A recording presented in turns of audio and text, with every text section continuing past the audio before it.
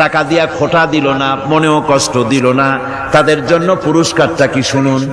আল্লাহ পাক বলেন পুরস্কার হচ্ছে লাহুম আজরুহুম ইনদা রাব্বিহিম ওয়ালা খাউফুন আলাইহিম ওয়ালা হুম ইয়াহজানুন। ওদের জন্য তার পরওয়ারদিগারের কাছে রয়েছে বিরাট পুরস্কার, আজরে আজিম। এদের জন্য কোনো ভয় নাই, কোনো চিন্তাও নাই, কিয়ামতের ডাইরেক্ট জান্নাতে চলে যাবে। সুবহানাল্লাহ। দানের এত ফজিলত যা ভাই আমি বলে শেষ করতে পারবো না, এত ফজিলত আল্লাহ দানের মধ্যে রেখেছেন। ত্যাগেই তো শান্তি, ভোগে শান্তি নাই, মজা কিসে? জোরে কর না, মজা কিসে? ত্যাগের ভিতরেই মজা।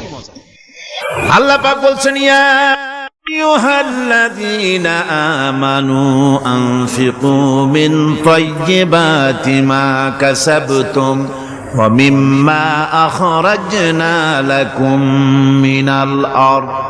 তোমরা যে উপার্জন করেছো, সেই উপার্জনে তোমাদের জন্য যা উপার্জন করেছো তাই, আর মাটি থেকে আমি যা তোমাদের জন্য দিয়েছি তার থেকে ভালো জিনিস, ভালো ভালো জিনিস আমার রাস্তায় খরচ করো। এটা কার অর্ডার?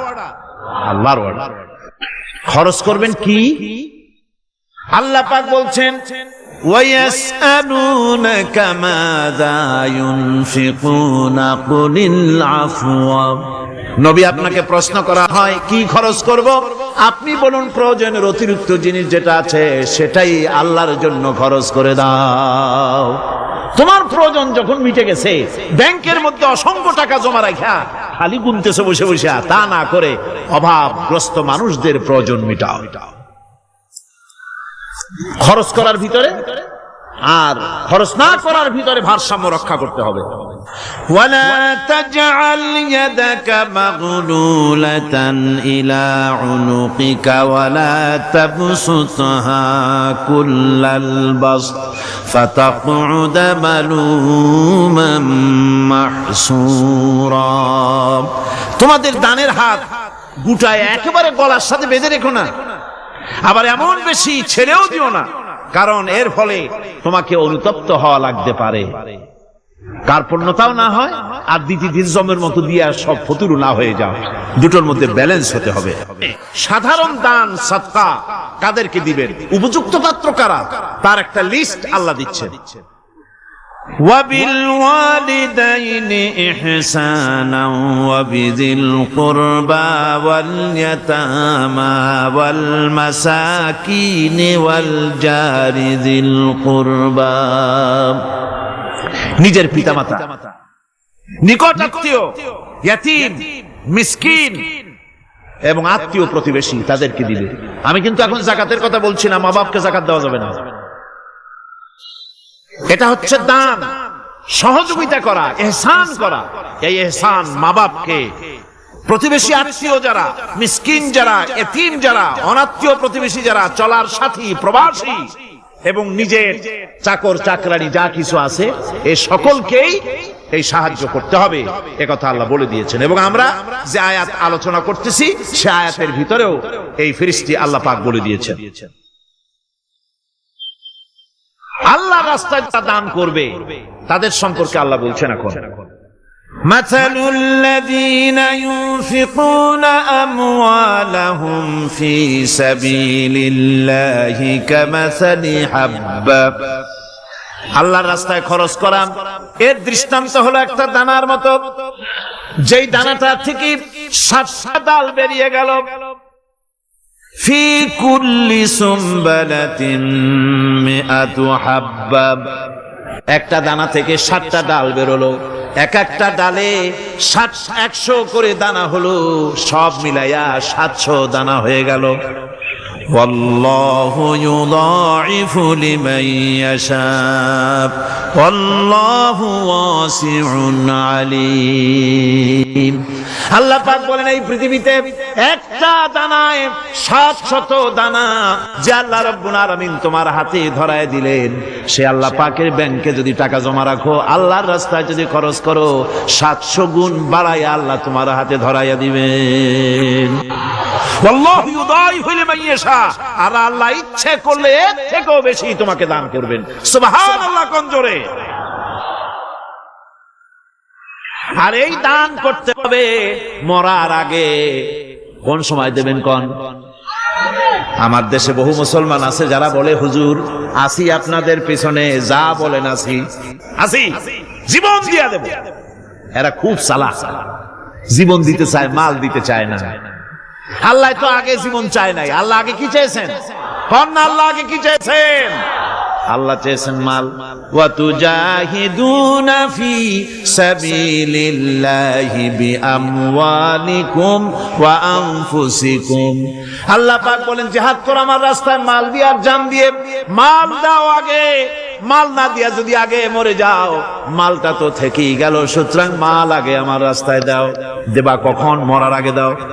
ওয়ানফিকু মিম্মা রাযাকনাকুম মিন ক্বাবল আন ইয়াতিয়া আহাদাকুমুল মাউত। আমার রাস্তায় খরচ করো মৃত্যু আসার আগে। فيقول رب لولا أخرتني إلى أجل قريب। যদি মরার আগে না দাও, মৃত্যুর সময়, মৃত্যু যখন এসে গেল সেই সময় যদি বলো, অনুশোচনা যদি করো, আহারে যদি আমি সময় পাইতাম, একটু খানিক যদি সময় দিতে, আল্লাহ একটু সময় আমারে যদি দাও, ফাসাদদাকা ওয়া আকুম মিনাস সালিহিন। দান সদকা করব, সব আল্লাহর রাস্তায় দিয়ে দেব, আর আমি সালেহ বান্দাদের মধ্যে শামিল হয়ে যাব। আল্লাহ একটু সময় আমারে দাও। আল্লাহ পাক বলছেন ওয়ালা ইউআখিরাল্লাহু নাফসান ইযা জাআ আজালুহা আল্লাহু খাবীরুম বিমা তা'মালুন। মৃত্যুর নির্ধারিত সময় আসলে এক সেকেন্ড আগে পাশে করা হবে না।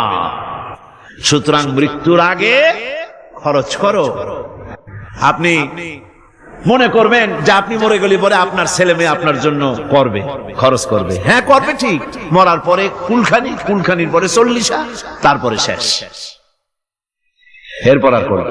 আপনার ছেলে মেয়ে যে আপনার জন্য করবে তার প্রমাণ তো আপনি নিজে। আপনি আপনার ছেলের মেয়ের জন্য কি করেছেন? আপনার মা বাবার জন্য কি করছেন? আপনার মা বাবার জন্য যদি আপনি কিছু না করে থাকেন, আপনার ছেলে মেয়ে আপনার জন্য করবে না। সুতরাং নিজের কাজ নিজে করেন। আপনার পিঠ যদি চুলকায় আর নাতিরে যদি বলেন নাতি পিঠটা চুলকায় দাও, সে যে জায়গা চুলকাবে আপনি করবেন উত্তর দিকে, সে উত্তর দিকে, দক্ষিণ দিকে, উপরে, নিচে, পিঠে, পাশার কাছে যে জায়গায় আঙ্গুল দেবে আপনি করবেন ওখানে না, আবার আরেকটু উপরে দাও, আরেকটু পাশে দাও, জায়গা মতো পড়বেই না। আর কষ্ট করে নিজের হাতটা যদি পৌঁছাইতে পারেন জায়গা মতো পড়ে, একবার চুলকানি মারলেই চুলকানি শেষ। ঠিক কিনা? সুতরাং আপনি অন্যের উপরে ভরসা না করে নিজের খরচ নিজেই করে যান, নিজের কাজ নিজে করে যান, আল্লাহর রাস্তায় খরচ করে যান। বেশি পরিমাণে খরচ করেন, যত খরচ করবেন আল্লাহ রাব্বুল আলামিন রাজি হয়ে যাবে। কোন সুবহানাল্লাহ। মা বলছে বাবা আমার কাছে কি চাও? ছেলে বলছে মা আমি চলে যেতে চাই মদিনায়, আল্লাহর নবী মুহাম্মদুর রাসূলুল্লাহ সাল্লাল্লাহু আলাইহি ওয়াসাল্লামের দরবারে চলে যেতে চাই, আমি একটু বস্ত্র চাই। মা একটা পুরানা কম্বল তার হাতে দিয়ে দিলেন। আব্দুল উজ্জা কম্বলটাকে ছিঁড়ে এক টুকরা কোন রকম হাঁটুর উপরে জড়ায় নিলেন, আর এক টুকরা গায়ে দিয়ে নিলেন। আব্দুল উজ্জা আবার বহু কষ্ট করে মরুভূমি পাড়ি দিয়ে মদিনা মুনাওয়ারায় চলে গিয়ে বাবি জিবরিল থেকে ঢুকে আসহাবে সুফফার চবুতরার সামনে বসে আছেন, ছেঁড়া কম্বল পরা। এবার বিশ্ব নবী দুনিয়া আখিরাতের বাদশা জনাবে মুহাম্মদ রাসূলুল্লাহ সাল্লাল্লাহু আলাইহি ওয়াসাল্লাম যখন মসজিদের নিজের ঘরের থেকে দরজা খুলে বেরিয়েছেন, দেখেন এক যুবক বসা, একটা আধাটা কম্বল পরা, হাঁটুর উপরে কোন রকম করে রানটা, লজ্জাস্থানটা ঢাকার, গায়ে একটা ছেঁড়া কম্বল। তার এই অবস্থা দেখে হুজুর জিজ্ঞেস করেন তুমি কে? যুবক বলছে আমি আব্দুল উজ্জা। ইসলাম কবুল করার জন্য আমার সব ছিল, আমি কম ধনী ছিলাম না, আমার চাচা সব নিয়ে গেছে, সিনায় রেখেছে, আমার লুঙ্গিটাও দেয় নাই। ঘটনা সব তিনি খুলে খুলে বললেন। হুজুর বললেন তোমার নাম আব্দুল উজ্জা নয়, তোমার নাম আব্দুল্লাহ। আব্দুল্লাহ জুলবাজাদাইন তার নাম।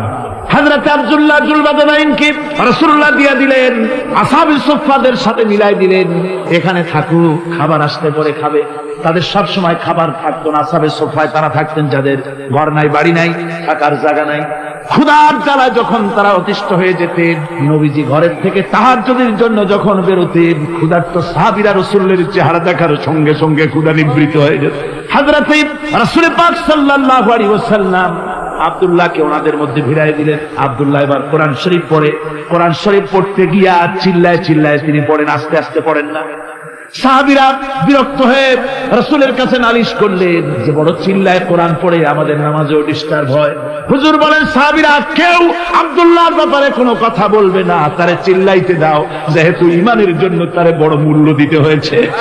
পরনের লুঙ্গিটা পর্যন্ত আনতে পারে নাই, যত খুশি চিৎকার করেছে আল্লাহর কালাম পড়ু।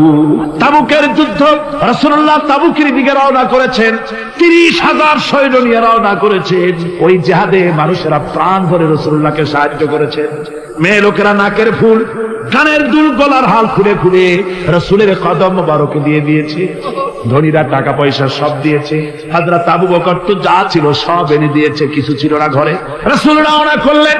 প্রতিমধ্যে হযরত আব্দুল্লাহ জুলবাজাদাইন আল্লাহর নবীর খেদমতে হাজির হয়ে বলেন, হুজুর সবাই তো সব দিল, আমার কিছুই নাই, কিছু দিতে পারলাম না। হুজুর আপনি আমার জন্য দোয়া করেন, আমি যেন এই তাবুকের ময়দানে কাফেরদের বিরুদ্ধে লড়াই করে যেন শহীদ হয়ে যেতে পারি।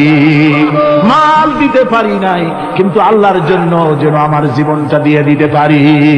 ও চট্টগ্রামের যুবকেরা, তরুণেরা, তোমাদের মতো 20 বছরের তরুণ হযরত আব্দুল্লাহ জুলবাজাদাইন শাহাদাতের তামান্না করে রিসালাতে মাহবের কাছে দাঁড়িয়েছে। হুজুর বললেন, একটা গাছের বাকল নিয়ে আসো।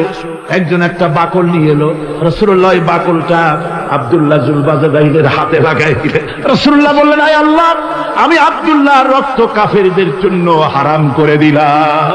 হযরত আব্দুল্লাহ বলছেন, ইয়া রাসূলুল্লাহ, আমি চাইছিলাম শহীদ হব, আর আপনি আমার রক্তটা হারাম করে দিলেন কাফেরদের জন্য। আল্লাহর নবী বলেন, আব্দুল্লাহ রে, কোনো চিন্তা করো না, তোমার মৃত্যু যদি জ্বরেও হয়, আল্লাহ রাব্বুল আলামিন তোমার শাহাদাতের দরজা দিয়ে দিবে। তাবুকের প্রান্তরে চলে গেলেন। কয়েকদিন ওই তাবুকের ময়দানে থাকায় রাসূলের কাছে খবর এলো, আব্দুল্লাহ মারাত্মক জ্বরে আক্রান্ত হয়ে ইন্তেকাল করেছেন। রাসূলুল্লাহ বললেন, আমি জানাজা পড়াবো। হযরত আব্দুল্লাহর জানাজা হলো গভীর রাত। কবরের ভিতরে একজন দাঁড়ায়া লাশ ধরার জন্য একজন কবরের ভিতরে দাঁড়িয়েছে। 2 জন লোকে লাশ নিয়ে আসতেছে। হযরত বেলাল আলো উঁচু করে দাঁড়ায় ধরে আছে। অন্ধকার রাত, কবরের ভিতরে একজন দাঁড়ানো, লাশ নিয়ে এসেছে দুজনে। কবরের ভিতরে যিনি দাঁড়ানো, তিনি বলছেন, এই লাশকে তোমাদের ভাইকে আদবের সাথে কবরে রাখো। কবরের মধ্যে যিনি দাঁড়ানো তিনি আর কেউ নয়, বিশ্বনবী মুহাম্মদুর রাসূলুল্লাহ সাল্লাল্লাহু আলাইহি ওয়াসাল্লাম। হযরত রাসূলুল্লাহ বলতেছেন, আবু বকর ওমর, তোমাদের ভাইকে আদবের সাথে কবরে রাখো, খবরদার বেয়াদবি করো না। কবরের মধ্যে আল্লাহ নবী আব্দুল্লাহ জুলবাজাদাইনকে নিজ হাতে শোয়াই দিয়া কবরের উপরে পাথর বিছিয়ে দিয়ে নবীজি বললেন, রব্বুল আলামিন, আজকের এই সন্ধ্যা পর্যন্ত আমি আব্দুল্লাহর প্রতি রাজি ছিলাম, তুমিও আব্দুল্লাহর প্রতি সন্তুষ্ট হয়ে যাও। হযরত ইবনে মাসউদ রাদিয়াল্লাহু তাআলা আনহু বলেন, আমি চিৎকার মেরে কেঁদে কেঁদে বললাম, আল্লাহ, আজকে যদি এই কবরে আব্দুল্লাহ না হয়ে আমি হতাম, আমার কিসমতটা ভালো হয়ে যেত। যুবকেরা, ও তরুণ মুসলমানেরা, তোমরাই রক্তে ইসলাম কায়েম করেছো। কে কায়েম করেছে ইসলাম? মুসলিম তরুণেরা, মুসলিম যুবকেরা। তোমাদের অবদান সব চাইতে বেশি। আজ মুসলমান যুবকদের চরিত্র নাই। মদ, জুয়া, জেনা, ব্যভিচার করে করে সর্বনাশ করে দেওয়া হলো। সরকারি ভাবে, বেসরকারি ভাবে, বিভিন্ন ভাবে যুবকদেরকে মিসগাইড করার জন্য মদ দেওয়া হয়, টাকা দেওয়া হয়, অস্ত্র দেওয়া হয়, সব দিয়ে যুবকদের চরিত্র নষ্ট করা হচ্ছে। অথচ যুবক হচ্ছে একটা জাতির মেরুদণ্ড। জাতির কি মেরুদণ্ড? এই মেরুদণ্ডকে ঘুরে ধরেছে, এই মেরুদণ্ড নষ্ট করার ব্যবস্থা করা হয়েছে। আমার মুসলমান ভাইয়েরা, হাদিস থেকে শোনো, বদরের প্রান্তরে যুদ্ধ হবে। রাসূলুল্লাহ সাহাবায়ে কিরামদেরকে রেডি করেছেন, কিন্তু এই যুদ্ধটা বড় মারাত্মক। এই জিহাদ বড় মারাত্মক। জিহাদ হবে, চাচার বিরুদ্ধে ভাতিজা জিহাদ করবে, বাপের বিরুদ্ধে সন্তান অস্ত্র ধারণ করবে, ভাইয়ের বিরুদ্ধে ভাই অস্ত্র ধারণ করবে। কোন বদর, কোন জায়গায়? বদর। মক্কা থেকে যারা আসতেছে সব চাচা ভাই মামু খালু এরা আপন আপন লোকের বিরুদ্ধে অস্ত্র ধারণ করবে। এটা কি সহজ? কোন এটা কি সহজ? রাসূলুল্লাহ যুদ্ধের কথা মানুষকে বুঝাচ্ছেন, একটু ইতস্তত করতে। হযরত রাসূল পাক সাল্লাল্লাহু আলাইহি ওয়াসাল্লাম যুদ্ধের কথা সাহাবায়ে কিরামদের সামনে পেশ করতেছেন আর একটু ইতস্তত করতেছেন। এই কঠিন যুদ্ধে সাহাবীরা কিভাবে মেনে নেবে? রাসূলের মনের অবস্থা বুঝতে পেরে হযরত মিকদাদ রাদিয়াল্লাহু তাআলা আনহু বর্ষিয়ান সাহাবী তিনি দাঁড়ায় গেলেন। তিনি দাঁড়ায় বলছেন, ইমদি বিনা ইয়া রাসূলুল্লাহ হাইসু মা তাশা। হে রাসূল, আপনি আমাদেরকে নিয়ে চলুন আল্লাহ যেদিকে আপনাকে যেতে বলে। হাইসু মা তাশা আয় হাইসু মা আমারাকাল্লাহ, যেদিকে আল্লাহ আপনাকে যেতে বলেন আমাদেরকে নিয়ে আপনি সেদিকে চলেন। ইন্না লা নাকুলু লাকা কামা ক্বালা বানু ইসরাঈল লিমূসা আলাইহিস সালাম ইযহাব আনতা ওয়া রাব্বুকা ফাকাতিলা ইন্না হাহুনা কাঈদুন। আমরা মুসা আলাইহিস সালামের উম্মতের মতো বলবো না যে হে মুসা তুমি আর জিবরাইল আর তোমার আল্লাহ যুদ্ধ করো, আমরা ঘরে বসে আরাম করি, এ কথা আমরা বলবো না হুজুর। বল ইযহাব আনতা ওয়া রাব্বুকা ফাকাতিলা ইন্না মাআকুমা মুকাতিলুন। হে রাসূল, বরং আমরা বলবো আপনি যুদ্ধ করুন, আপনি আমাদের নিয়ে চলুন, আমরা লড়বো আপনার সাথে কাফেরদের বিরুদ্ধে। ততক্ষণ পর্যন্ত লড়বো মা দামাত আইনুম মিন্না তাতাররাফ। ও রাসূল, যতক্ষণ আমাদের চোখের একটা পাতাও নড়ে ততক্ষণ আপনার সাথে আমরা লড়বো। সুবহানাল্লাহ। মানে জীবন যতক্ষণ আছে আপনার সাথী হয়ে কাফেরদের বিরুদ্ধে লড়তে থাকবো। হুজুর খুব খুশি হয়ে গেল। হুজুর কি হলেন? দারুণ খুশি হয়ে গেল। আল্লাহর নবী খুশি হয়ে বললেন, ও সাহাবীরা, তোমাদের মানসিক অবস্থা যখন এই কুবু বিনা ইলা জান্নাতিন জান্নাতুন আরদুহা কারদিস সামাওয়াতি ওয়াল আরদ। ও সাহাবীরা, তোমাদের মানসিকতা যখন এমন, তখন আমার সাথে তোমরা দাঁড়াও, আমার সাথে ওঠো, আমার সাথে চলো জান্নাতের দিকে। রাসূলুল্লাহ বলেন, আমার সাথে চলো বেহেশত। কোন বেহেশত? এমন বেহেশত যে বেহেশতের বিশালতা আর প্রশস্ততা ওই বিশাল আকাশ আর জমিনের চাইতেও বেশি। এই বিরাট জান্নাতের দিকে চলো আমার। ফাকামা উমাইর বিন হামাম ওয়া কানা ইয়াকুলু তামার। যুবকেরা, তোমাদের মতো তরুণ, তোমাদের মতো এক যুবক যার নাম উমাইর, তিনি দাঁড়িয়ে গেলেন, হাতে ছিল খোরমা।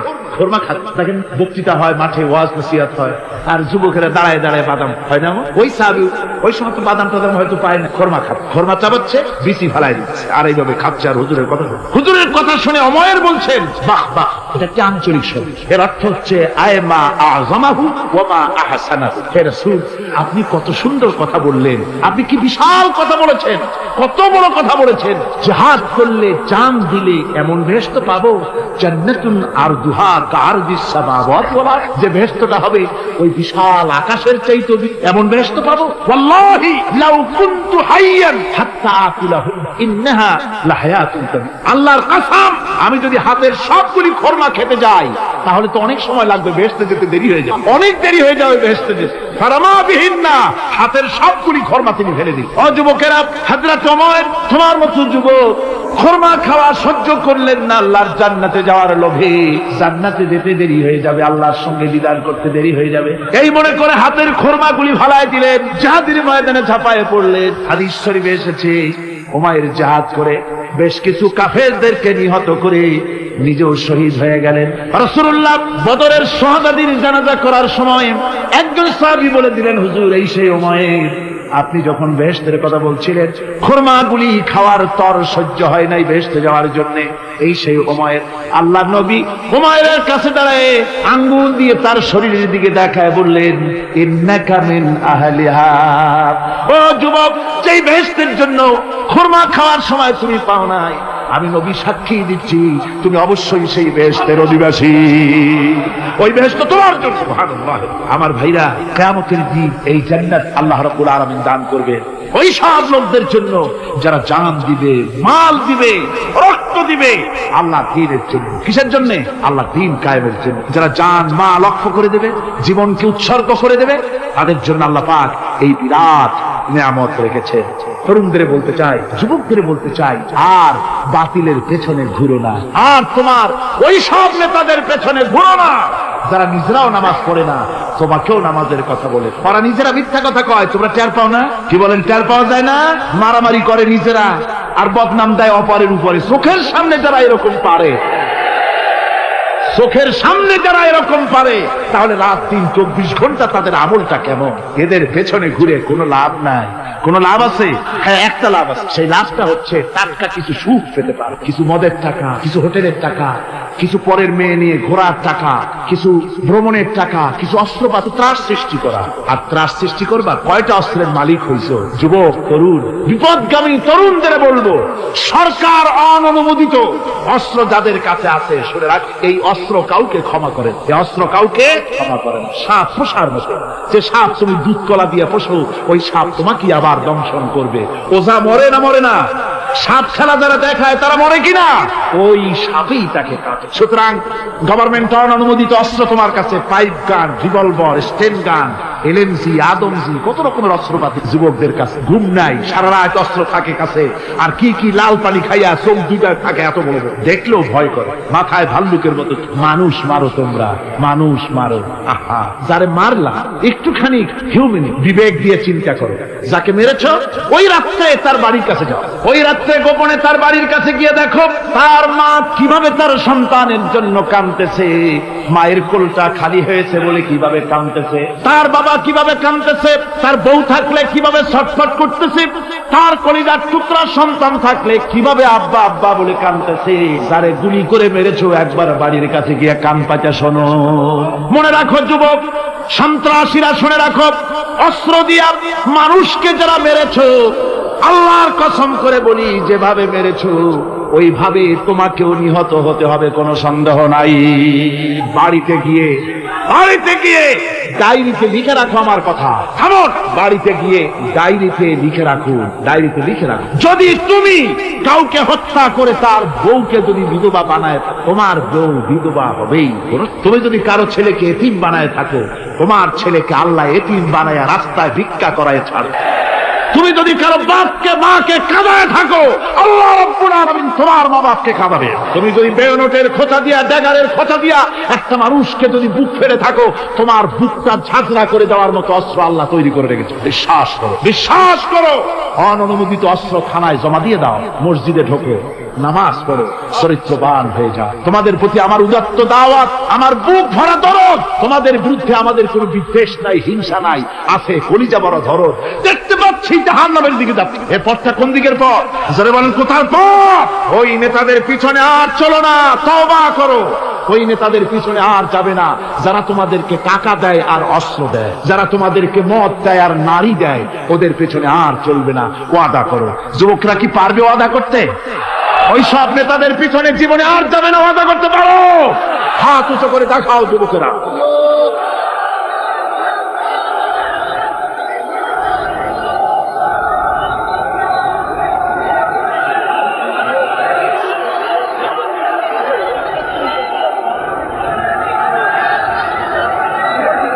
আমার মুসলমান ভাইরা, আমি তো দাঁড়াতে বলি নাই। জি জি জি জি জি, বসেন বসেন। যে বুঝতে পেরেছি কালকের টেকনিক অবলম্বন করেছেন আপনারা আর কি, এই সুযোগে একটু কোমরটা সোজা করে নিলেন। বুঝতে পেরেছি, আমরা কিছু মাইন্ড করিনি। এখন বসেন, বসেন, তাড়াতাড়ি বসে যান। কথা আমার অনেক, সময় কম, না তাড়াতাড়ি শেষ করবো। বসেন। আপনারা না বসতে তো কথা বলতে পারবো না, বসতে হবে। অত্যন্ত জরুরি জরুরি কথা আছে, সে কথাগুলি আমাদের শুনতে হবে। যেহেতু এই মাহফিলের পর আবার আপনাদের সামনে কথা বলতে পারবো, এর কোনো গ্যারান্টি নাই। আছে নাকি কোনো গ্যারান্টি? না। সুতরাং বসতে হবে, কেউ দাঁড়াবে না। জোরে সোরে জিকির করেন, লা ইলাহা ইল্লাল্লাহ, লা ইলাহা। আমার ভাইরা, আজকের মাহফিলের সবচেয়ে বড় আকর্ষণ আখেরি মোনাজাত, ঠিক না? কোরআনে কারীমের মাহফিলের মোনাজাত অবশ্যই কবুল হবে ইনশাআল্লাহ। এত মানুষের দোয়া আল্লাহ ফিরাতে পারেন না। তার নাম রহমান, তার নাম রহিম, তার নাম গফুর, তার নাম গফফার।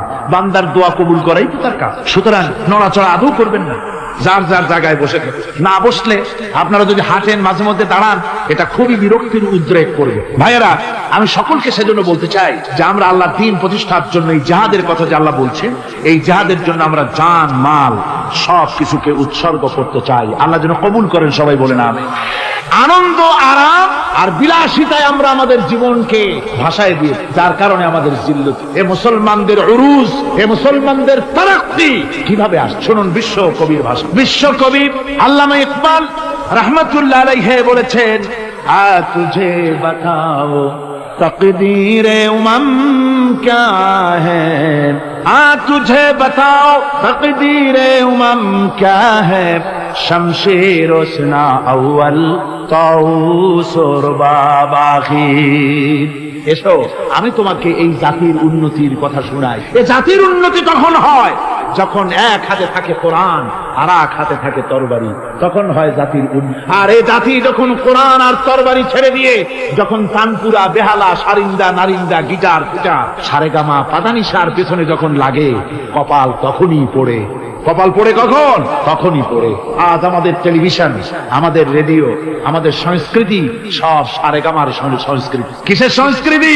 আগে তো মুসলমানের ঘরে প্রত্যেক দিন সকাল বেলায় আওয়াজ আসতো মুসলমানদের ঘরে। সকাল বেলায় মুসলমানদের ঘরে ঘরে জানালার ফাঁক দিয়ে আওয়াজ আসতো, বিসমিল্লাহির রহমানির রহিম। সূরা ইয়াসিন, সূরা রহমান ইত্যাদির তেলাওয়াত ভেসে আসতো। এখন আর তেলাওয়াত ভেসে আসে? এখন মুসলমানদের ঘরের থেকে সকাল বেলায় আওয়াজ আসে সারেগামা, পাদানিসা, বাবা খালু, মামু নানা, হাবি জাবি, এই গানের ট্রেডিংগুলি, গানের শব্দগুলি চলে আসে। কোরআন শিখবার জন্য, শিখাবার জন্য ছেলের জন্য যে মৌলবী রাখে, সারা মাস পড়াবে, বেতন 300 টাকা। আর গানের মাস্টার যে গান শিখাবে, রবীন্দ্র সঙ্গীতের প্যানপ্যানানি সুর শিখাবে, নাচ শিখাবে, সপ্তাহে 2 দিন এসে 2 ঘন্টা শিখাবে, বেতন 3000। কপাল পোড়া জাতি। কি পোড়া জাতি? জাতি তার কপাল পুড়ে। কোরআনের সাথে তার সম্পর্ক কম, জিহাদের সাথে সম্পর্ক কম, সম্পর্ক হয়েছে গানের সাথে, সম্পর্ক নাটকের। তাই আজ আল্লাহর দ্বীন কায়েমের জন্য লড়াইয়ের ময়দানে আসতে হবে। বাংলাদেশে কিন্তু জিহাদের ডাক এসে গেছে। কিসের ডাক এসেছে? জিহাদের ডাক। এই জিহাদে সাড়া দিতে হবে। আমি আগেই বলেছি, ওই জিহাদ ওই রকম না যে লাঠি ঠ্যাঙ্গা নিয়ে যাবাই বলে। জিহাদ হচ্ছে বাতিলের বিরুদ্ধে। টেলিভিশনের ভিতরে নাটকের মাধ্যমে ইসলামকে অসম্মান করা হচ্ছে, মুসলমানদের দাড়িকে অসম্মানিত করা হোক, টুপিকে অসম্মানিত করা হোক, তারপরে সিনেমার ভিতরে, গানের মধ্যে ইসলামকে অপমানিত করা হোক। যার কারণে বিরোধীর এর বিরুদ্ধে জাতি সোচ্চার না হওয়ার কারণে আস্তে আস্তে মুসলমানদের ঈমান কমে যাচ্ছে।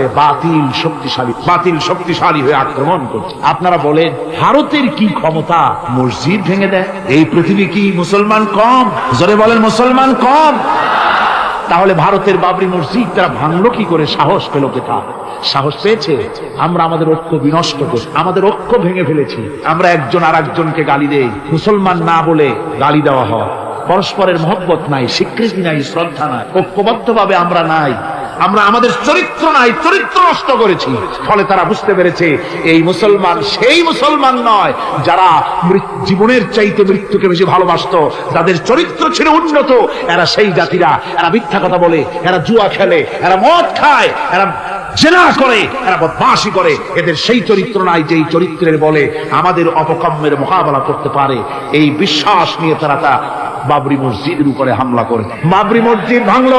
মসজিদের উপরে যখন শাবল মারা হচ্ছিল, কেবল নিউজ নেটওয়ার্কের মাধ্যমে আমরা এই দৃশ্য দেখেছি, টেলিভিশনের পর্দায় দেখেছি শাবল মারা হচ্ছে। তখন মনে হচ্ছিল শাবল তো মসজিদের উপরে পড়ছে না, শাবল যেন পড়ছে পৃথিবীর 125 কোটি মুসলমানের কলিজার উপরে। ভারত মসজিদ ভেঙে দিল।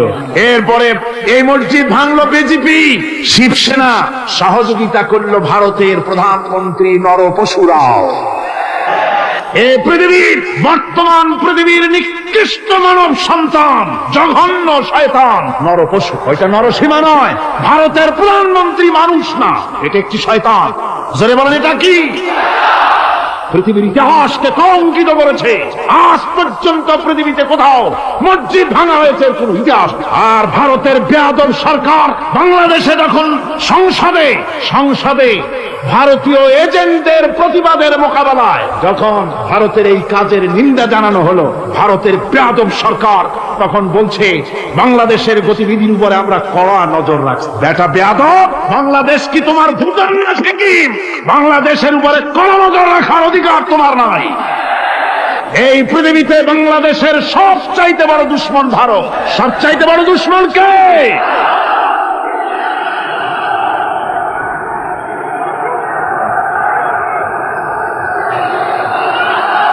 আমার মুসলমান ভাইয়েরা, ভারতের জনগণের সাথে আমাদের কোনো বিদ্বেষ নাই, ভারতের জনগণের সাথে আমাদের কোনো শত্রুতা নাই, ঠিক কিনা? আমাদের দুশ্মনী নরপশুর সাথে। তুমি একটা সরকার, তোমার হাতে রয়েছে সেনাবাহিনী, তোমার সাথে বিএসএফ, তোমার হাতে ল্যান্ড ফোর্স, এয়ার ফোর্স, সব বাহিনী তোমার হাতে। মসজিদ ভাঙে চোখের সামনে, তোমার বাহিনীর লোকেরা অস্ত্র নিয়ে দাঁড়িয়ে থাকে, একটা ফাঁকা গুলিও করলো না। করছে একটা ফাঁকা গুলি? মুসলমানেরা প্রতিবাদ করলো, সেই প্রতিবাদের মুখে মুসলমানদেরকে গুলি করে মারা হলো। কারফিউ দিয়ে পুলিশেরা মুসলমানদের ঘরে ঢুকে মুসলমানদেরকে বের করে এনে বেয়নেট চার্জ করে শহীদ করে। দিল্লি, মিরাট, দিল্লিতে, মিরাটে, কলকাতায়, বোম্বে, মাদ্রাস, গোটা ভারতে সাম্প্রদায়িক দাঙ্গা দিয়ে ডুবিয়ে ফেলে মুসলমানেরা আজকে তার সেখানে এতিম অবস্থায় পড়ে আছে। একটা সরকার এই দৃশ্য দেখতে পারে? মানুষের কোনো মর্যাদা তোমার কাছে নাই। আরো বাংলাদেশের উপরে কড়া নজর রাখবা। 1971-এর বাংলাদেশ এখন না, 93 বাংলাদেশ। তোমার গোলামেরা দেশ শাসন করে না, এদেশে 11.5 কোটি মুসলমান বাস করে। আমরা ভারতকে দেখিয়ে দেব ইনশাআল্লাহ, জিহাদের প্রেরণা নিয়ে যদি প্রয়োজন হয় বাংলাদেশের যুদ্ধ যদি করা লাগে ভারতের সাথে, আর যুদ্ধ করা লাগবে। রাসূলুল্লাহর ওয়াদা। কার ওয়াদা? নাসাই শরীফ, ইবনে মাজাহ, এই তার দুটি হাদিসের মধ্যে হযরত আবী হুরায়রা রাদিয়াল্লাহু তাআলা আনহু বর্ণিত হাদিস রয়েছে। বলেছেন, দুই শ্রেণীর লোক কিয়ামতের দিন জাহান্নাম থেকে মুক্ত হয়ে যাবে। এক শ্রেণী হচ্ছে যারা ঈসা আলাইহিস সালামের সাথে সাথী হয়ে যারা লড়বে আর শহীদ হবে, কিয়ামতে তারা জান্নাতে যাবে, জাহান্নাম থেকে মুক্ত। আর দ্বিতীয় শ্রেণী, ভারতের সঙ্গে একটা যুদ্ধ হবে, রাসূল বলেছেন হিন্দুস্তানের সঙ্গে একটা লড়াই হবে। ওই লড়াইয়ে যারা শহীদ হবে, রাসূলুল্লাহ বলেছেন কিয়ামতের দিন জাহান্নাম থেকে আল্লাহ মুক্ত করে। সেই লড়াই ভারতের সাথে আমাদের হবে। ওই লড়াই যেদিন বাঁধবে, বাংলাদেশের সেনাবাহিনী, air force, land force, police শুধু আড়াই যুদ্ধ করবে না, বাংলাদেশের 12 কোটি তৌহিদি জনতা শহীদ তিতুমীরের বাস হাতে নিয়ে ভারতকে পিটিয়ে ঠান্ডা করবে ইনশাআল্লাহ।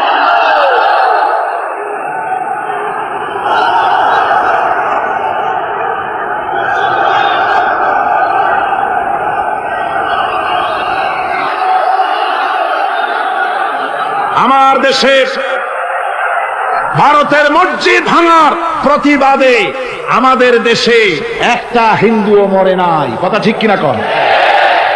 কিন্তু ভারতে বেগেছে তারা বাবরি মসজিদ। আমার দেশের 15 জন মুসলমান পুলিশের গুলিতে নিহত।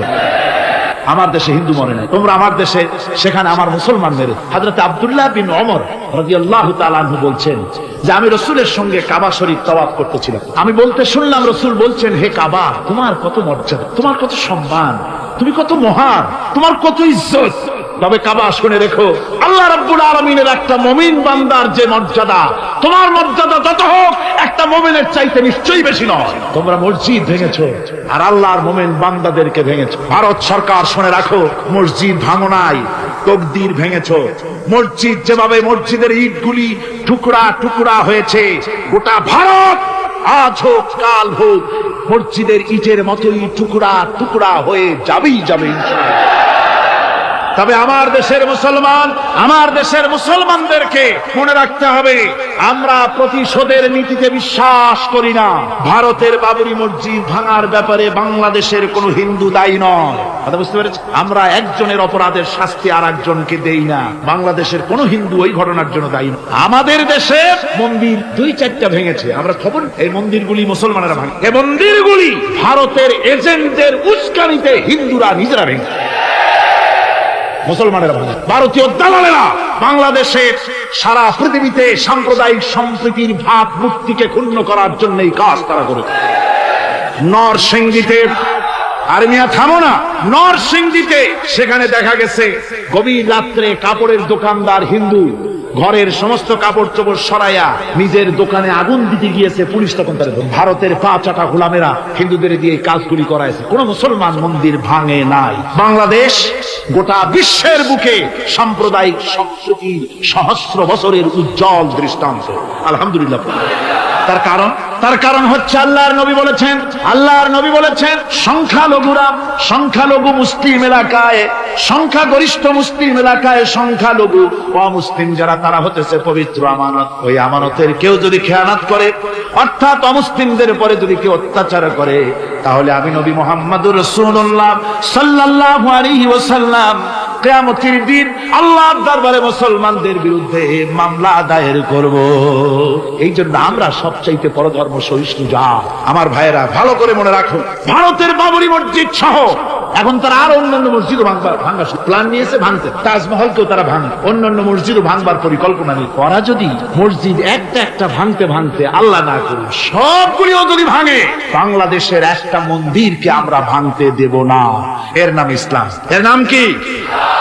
ভারতের সাম্প্রদায়িক দাঙ্গা বাঁধিয়ে মুসলমান একটা করে সব মুসলমানও যদি তারা মেরে ফেলে দেয়, আল্লাহর কসম বাংলাদেশের একটা অমুসলিমের গায়ে আমরা হাত দিতে দেব না। এর নাম ইসলাম। এর নাম কি? আপনারা যদি কখনো শোনেন যে কোন এলাকার কোন লোক মন্দির ভাঙতে যাচ্ছে অথবা হিন্দুর বাড়ি আক্রমণ করতে যাচ্ছে, সাথে সাথে তাকে ধরে থানায় সোপর্দ করবেন। রাজি আছেন? কারা রাজি? হাত উঁচু করে দেখান। আলহামদুলিল্লাহ।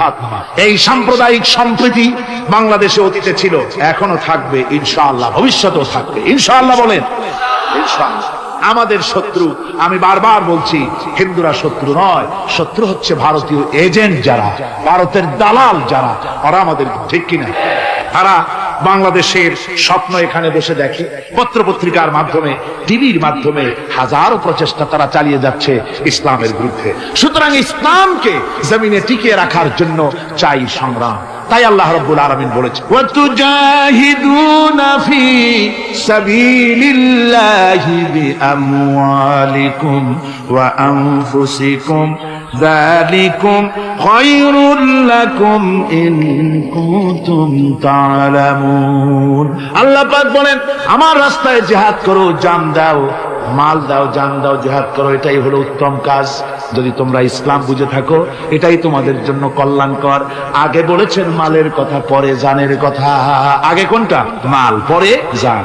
যেহেতু আমরা জানের চাইতে মালের মহব্বত করি বসি, ঠিক কিনা? তো মালের মহব্বত করি বেশি, আমরা কথায় কথায় বলি, আরে ভাই দরকার যদি হয় জানটা দিয়ে দিব, আর জান যদি দিয়েই দেন তো মালটা তো থেকেই গেল। এই জন্য আল্লাহ বলেছেন মাল আগে দাও, তারপরে জান দাও। আমরা খুব চালাক, আমরা জান দিতে প্রস্তুত, মাল দিতে প্রস্তুত নয়। একবার একটা লোক যাচ্ছে রাস্তা দিয়ে, সাথে তার প্রিয় কুকুরটা জিহ্বা বেরিয়ে গেছে, মরে যাচ্ছে। কুত্তার মালিক কাঁদতেছে। একজন লোক এসে বলে, ভাই তুমি কাঁদো কেন? কয় যে আমার এই কুত্তাটা খুব প্রিয় কুকুরটা মরে যাচ্ছে তাই কাঁদ। কুকুর মরে কেন? কুকুরটা মরতেছে 3 দিন ধরে আমি কোনো খাবার তাকে দিতে পারি, সেই জন্য কুকুরটা মরে। আচ্ছা হোক, তবু তো আল্লাহর সৃষ্ট এক প্রাণী, কি খেতে দেওয়া যায়? এদিক ওদিক তাকায় দেখে কুকুরের মালিকের কাছেই রয়েছে একটা পোটলা। কয় মিয়া তোমার এই পোটলার মধ্যে কি? কয় পোটলার মধ্যে হালুয়া আর রুটি। তোমার পোটলার মধ্যে হালুয়া আছে, রুটি আছে, কুত্তা মরে ক্ষুধার জ্বালায় তুমি সেটি কান্দো, ওর থেকে এক টুকরো রুটি দিলেই তো কুত্তা বাঁচে। কুত্তার মালিক বলছে, মিয়া সাহেব ওই সব ফটো আমার শুনেন, এগুলো আমি খুব জানি, রুটি আর হালুয়া দিলেই তো আমার পয়সা খরচ হবে, ওর দরদে যে কান্দতেছি এর জন্য তার পয়সা খরচ হচ্ছে। আমাদের অবস্থা কিন্তু তাই হয়েছে। ইসলাম বিদায় হয়ে যায়, যাক না, কিন্তু আমি কাঁদবো, পয়সা দিব না। রাসূলের করুণ ঘটনাগুলি শুনে চোখের পানি ফেলবো, কিন্তু এই করুণ ঘটনা কেন ঘটলো সেই ময়দানে আমরা পা ফেলবো না। এরকম একটা অ্যাটিটিউড, এ ধরনের একটা মেন্টালিটি আমাদের মধ্যে গ্রো করেছে, ঠিক কিনা? আমার ভাইয়েরা, মাল দিতে হবে, জান দিতে হবে, সবকিছুকে উৎসর্গ করে দিতে হবে আল্লাহর দ্বীন প্রতিষ্ঠার জন্য। যার পয়সা আছে, পয়সা দিয়ে কি করবেন যদি আল্লাহর দ্বীন এ জমিনে কায়েম না হয়? আল্লাহর দ্বীন কায়েম না হলে অসত্য, বদমাশি, শয়তানি, সব রকমের অন্যায় কাজ দিয়ে ভরে যাবে দেশ, ক্রমান্বয়ে অশান্তির দিকে যাবে। শান্তি আসবে কেবলমাত্র ইসলাম প্রতিষ্ঠা হলে পরে। আমাদের অবস্থা হলো যে আমরা ওই কুফাবাসীদের মতো, তাদের মতো কুফাবাসীদের মতো। কুফাবাসীরা হযরত ইমাম হোসেনের জন্য দারুণ ভাবে কেঁদেছে, ঠিক কি? কুফাবাসীরা ইমাম হোসেনকে দাওয়াত দিছিল কারা? কুফাবাসীরা। অনেকগুলি চিঠি তারা লিখছে। কুফাবাসীরা ইমাম হোসেনকে ভালোবাসতো, দাওয়াত দিয়েছে, তার জন্য কেঁদেছে, কিন্তু কুবাবাসীদের চোখের পানিটা ছিল ইমাম হোসেনের জন্য, আর অস্ত্র টাকা পয়সা সবটা ছিল এজিদের। কুবাবাসীদের মতো অবস্থায় আমাদের হয়েছে। কুবাবাসীদের হযরত ইমাম হোসেনের জন্য তারা শুধু চোখের পানি ফেলেছে, আর টাকা পয়সা অস্ত্রপাতি যা ছিল সব ছিল তাদের এজিদের জন্য। আমাদের অবস্থাও তাই, আমরা ইসলামের জন্য শুধু চোখের পানি ফেলি, আর যখন ভোট দেই তখন ইসলাম যারা চায় না তাদেরকেই ভোট দেই, ঠিক কিনা? আমাদের টাকা, আমাদের পয়সা, আমাদের ইলেকশন, আমাদের হরতাল, আমাদের ধর্মঘট সবকিছু হচ্ছে ইসলাম যায় না, যারা চায় না তাদের জন্য। আর ইসলামের যখন কথা বলি, ইসলামের কথা শুনলে শুধু চোখের পানিটাই ছাড়ি, মহব্বত চোখের পানি দিয়া শেষ করে দিই, আর কিছুই। আমি একবার এইখানে এই শহরে অনেক বছর আগে একটা জানাজায় শরীক। কোন মাঠে আমার এখন তার জানাজার পরে যিনি জানাজা পড়ালেন তিনি বললেন, ওই লাশকে সামনে রেখে বললেন, কেন আসিল? তখন আমি নতুন চিটাগাঙে আসছি, আমি ভাষা ভালো করে বুঝিও। একজন বললো কেন আসিল? সবাই কইলো গম আসিল। তাই বললাম যে গম আসিল, মরা মানুষের সাথে গম, আমি আটা গম, তাই মনে করেছি যে এটার কি সম্পর্ক। আমি ইমাম সাহেবকে জিজ্ঞেস করলাম যে আপনি বললেন কি, আর জনগণই বা বললেন? যে আমি জিজ্ঞেস করলাম যে লোকটা কেমন ছিল, তো সবাই বললো ভালো ছিল। তাই বললাম তো ফায়দা কি? ফায়দা এই যে সবাই বললো ভালো, আল্লাহ তার মাফ করে দিয়া ভালো বলে বেহেশতে পাঠায় দেবে। আশ্চর্য কথা, আল্লাহ কি এইরকম নাকি যে একটা সুদখোর ঘুষখোর জেনাকার এ লোক ভালো না খারাপ আমি তা বলতে চাই, কিন্তু একটা লোক সে কন্ট্রাক্টারি করতে গিয়ে রাস্তাঘাট, স্কুল, কলেজের রড, সিমেন্ট জনমের মতো খাইছে। কথা বুঝতে পেরেছে? সরকারি গিয়ে ক্ষমতায় গিয়ে গভর্নমেন্টের টাকা পয়সা জনমের মতো শেষ করে ফেলেছে। এই লোকটি সুদখোর ঘুষখোর জেনাকার মরে গেছে, আর এসে আপনি কইলেন যে কেন আসিল? সকল গুলো গম আসিল, আর আল্লাহ বেহেশত দিয়ে দেবে। তাহলে আল্লাহ হাকামুল হাকিমিন হইলেন কি করে? এটা কি বিচার হইল নাকি? কি করে সম্ভব? আমার বন্ধুগণ, আমরা যখন মরে যাই, মরার পরে আমাদেরকে কবরের মধ্যে রাখা হয়। কবরের ভিতরে রেখে আমাদেরকে বলা হয়, যারা কবরে রাখে তারা বলে, মৃত্যু ব্যক্তিকে কবরে রাখার সময় বলে, বিসমিল্লাহি আলা মিল্লাতি রাসূলিল্লাহ, আল্লাহর নামে রসুলের দলে উঠাই দিয়ে গেল। আল্লাহর নামে কার দলে উঠাইলো? রসুলের দলে। চিন্তা করেন ভাইরা, আল্লাহর নামে রসুলের দলে উঠাইলেন কারে? তার যৌবনকালে যত মিছিল করেছে, ধর্মনিরপেক্ষতাবাদের পক্ষে মিছিল করেছে, পুঁজিবাদের পক্ষে মিছিল করেছে, সমাজতন্ত্রের পক্ষে মিছিল করেছে, স্লোগান দিয়েছে, দেওয়ালে লিখেছে, বক্তৃতা করেছে, ভোট দিয়েছে, বই লিখেছে, জীবনে যা কিছু করেছে সব করেছে মানুষের তৈরি করা মতবাদের জন্য। তার ভোট ইসলামের কাজে লাগে নাই, তার ইলেকশন ইসলামের কাজে লাগে নাই, তার দেওয়ালের লেখা ইসলামের কাজে লাগে নাই, তার বক্তৃতা, তার টাকা পয়সা ইসলামের কাজে লাগলো না। মরে গেছে, পরে মরা মানুষটারে উঠাইয়া বললা রাসূলুল্লাহর দলে উঠাইয়া দিলাম। এখন বলো রাসূলুল্লাহ কেন তোমার মতো মরা লাশটাকে তিনি গ্রহণ করতে যাবে? তোমার জীবনের কোনো কাজই তো ইসলামের জন্য কাজে লাগলো না। তোমার জীবনের একটা দিনও তো ইসলামের কাজে লাগে নাই। মরছো, তারপরে তোমার মরা লাশ রাসূলুল্লাহ বহন করতে যাবেন কেন? কি দায় টাকা পড়ছে তা? সুতরাং আমি বলতে চাই, আজকের মাহফিলে যত জনতা উপস্থিত হয়েছেন, জান এবং মাল সবকিছু দিয়ে লড়াই করতে হবে আল্লাহর রাস্তায়। আমার ভোট, আমার ইলেকশন, আমার স্লোগান, আমার বক্তৃতা, আমার টাকা করি খরচ সব কিছু হবে আল্লাহর জন্য। কুল ইন্না সালাতি ওয়া নুসুকি ওয়া মাহইয়ায়া ওয়া মামাতি লিল্লাহি রাব্বিল আলামিন। সবাই পড়েন, ইন্না সালাতি ওয়া নুসুকি ওয়া মাহইয়ায়া ওয়া মামাতি লিল্লাহি রাব্বিল আলামিন। আল্লাহ পাক বলেছেন, বলো আমার নামাজ, আমার হায়াত, আমার কুরবানি, আমার মত সব আল্লাহর জন্য। কার জন্য? সুতরাং জিহাদ হলো আমাদের জন্য অপরিহার্য। সেই কথাটি এতক্ষণ ধরে বুঝালাম। বিশ্ব মানবতার মুক্তি, নারীর মুক্তি, শ্রমিকদের মুক্তি, মানুষের মুক্তি, গরিবের মুক্তি, শ্রমিকের মুক্তি, বিশ্ব মানবতা, নির্যাতিত মানবতার মুক্তি আসতে পারে কেবলমাত্র জিহাদের মাধ্যমে। আল্লাহর দ্বীন প্রতিষ্ঠা করে মানুষের মুখে হাসি ফুটানো যেতে পারে। আর কোন পথ আছে? আর কোন পথ আছে? আর কোন পথ নাই। আল্লাহ যেন এই রাস্তায়, এই জিহাদের রাস্তায়, দ্বীন প্রতিষ্ঠার রাস্তায় আমাদেরকে সক্রিয়ভাবে অংশগ্রহণের তৌফিক দেন। সবাই বলুন আমিন। সবাই বলুন আমিন। এবার আমি বলবো মা বোনদের ব্যাপারে। মা বোনেরা বিগত 4 দিন এ মাহফিলে এসেছেন। তারা হচ্ছেন আমাদের অর্ধেক। তারা আমাদের কি? এই পৃথিবীর অর্ধেক জনশক্তি নারী। এই নারীর অধিকার ইসলাম কি দিয়েছে তা নারীরা অনেকেই জানেন না। না জানার কারণে নারী পক্ষ, নারী সমাজ, নারী স্বাধীনতা বিপ্লব পরিষদ নানান রকমের কমিটি গঠন করে তারা মডার্ন হতে চান, নানান রকমের অধিকার আদায়ের চেষ্টা করে।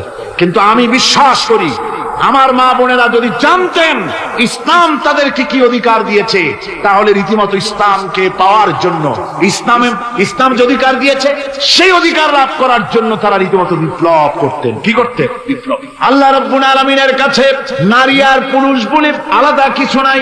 মানুষ হিসাবে আল্লাহর কাছে নারী আর পুরুষ সমান। আল্লাহর কাছে কোন লোক যদি তাহাজ্জুদের নামাজ পড়ে কোন পুরুষ, সে যা সওয়াব পাবে নারী তাহাজ্জুদ পড়লে সেই সওয়াব পাবে না, এমনটি নয়। পুরুষ হজ করে যে সওয়াব পাবে, নামাজ পড়ে যে সওয়াব পাবে, নারীও তা পাবে। জোরে বলেন সুবহানাল্লাহ। আল্লাহর কাছে নারী এবং পুরুষ কি মানুষ হিসেবে তারা উভয় সমান। কিন্তু এই নারীদের জীবনের তিনটি স্তর। কটি স্তর? তিনটি স্তর। একটা হচ্ছে কন্যা, বধূ, মাতা। নারীর জীবনের এই তিনটি স্তর, ভালো করে শুনুন। কন্যা, বধূ, মাতা। এখন কন্যা হিসাবে নারীর মর্যাদা, বধূ হিসাবে নারীর মর্যাদা, মা হিসাবে নারীর মর্যাদা। নারীকে ইসলাম কি দিল সেটা শুনুন। আল্লাহর নবী বলেছেন, কোন ব্যক্তির যদি তিনটা কন্যা সন্তান হয় আর ওই তিনটা কন্যা সন্তানকে যদি সে আদব শিক্ষা দিতে পারে, ইসলামী তরবিয়ত দিতে পারে, আর যদি স্নেহ দিয়ে লালন পালন করতে পারে, তাহলে ওই কন্যার পিতা আর আমি মুহাম্মদ সাল্লাল্লাহু আলাইহি ওয়াসাল্লাম বেহেশতের ভিতরে পাশাপাশি অবস্থান করব। সুবহানাল্লাহ পড়ে এ কথা কিন্তু রাসূলুল্লাহ কোথাও বলেন নাই যে কারো যদি তিনটা ছেলে হয় তো আমার সাথে আর সে বেহেশতে একসাথে থাকবে, না, তা বলা হয় নাই। বলা হয়েছে কন্যার ব্যাপারে। কার ব্যাপারে বলা হলো? ভালো করে শুনুন। রাসূলুল্লাহ বলছেন, কোন ঘরে যখন একটি সন্তান, একটি কন্যা সন্তান জন্মগ্রহণ করে, তখন একজন ফেরেশতা সেই ঘরে ঢোকে, একজন রহমতের ফেরেশতা আসে। ওই রহমতের ফেরেশতা ঘরের মধ্যে ঢুকে বলে, আসসালামু আলাইকুম ইয়া আহলাল বাইত, হে ঘরের মালিকের আল্লাহর রহমত তোমাদের উপরে বর্ষিত হোক।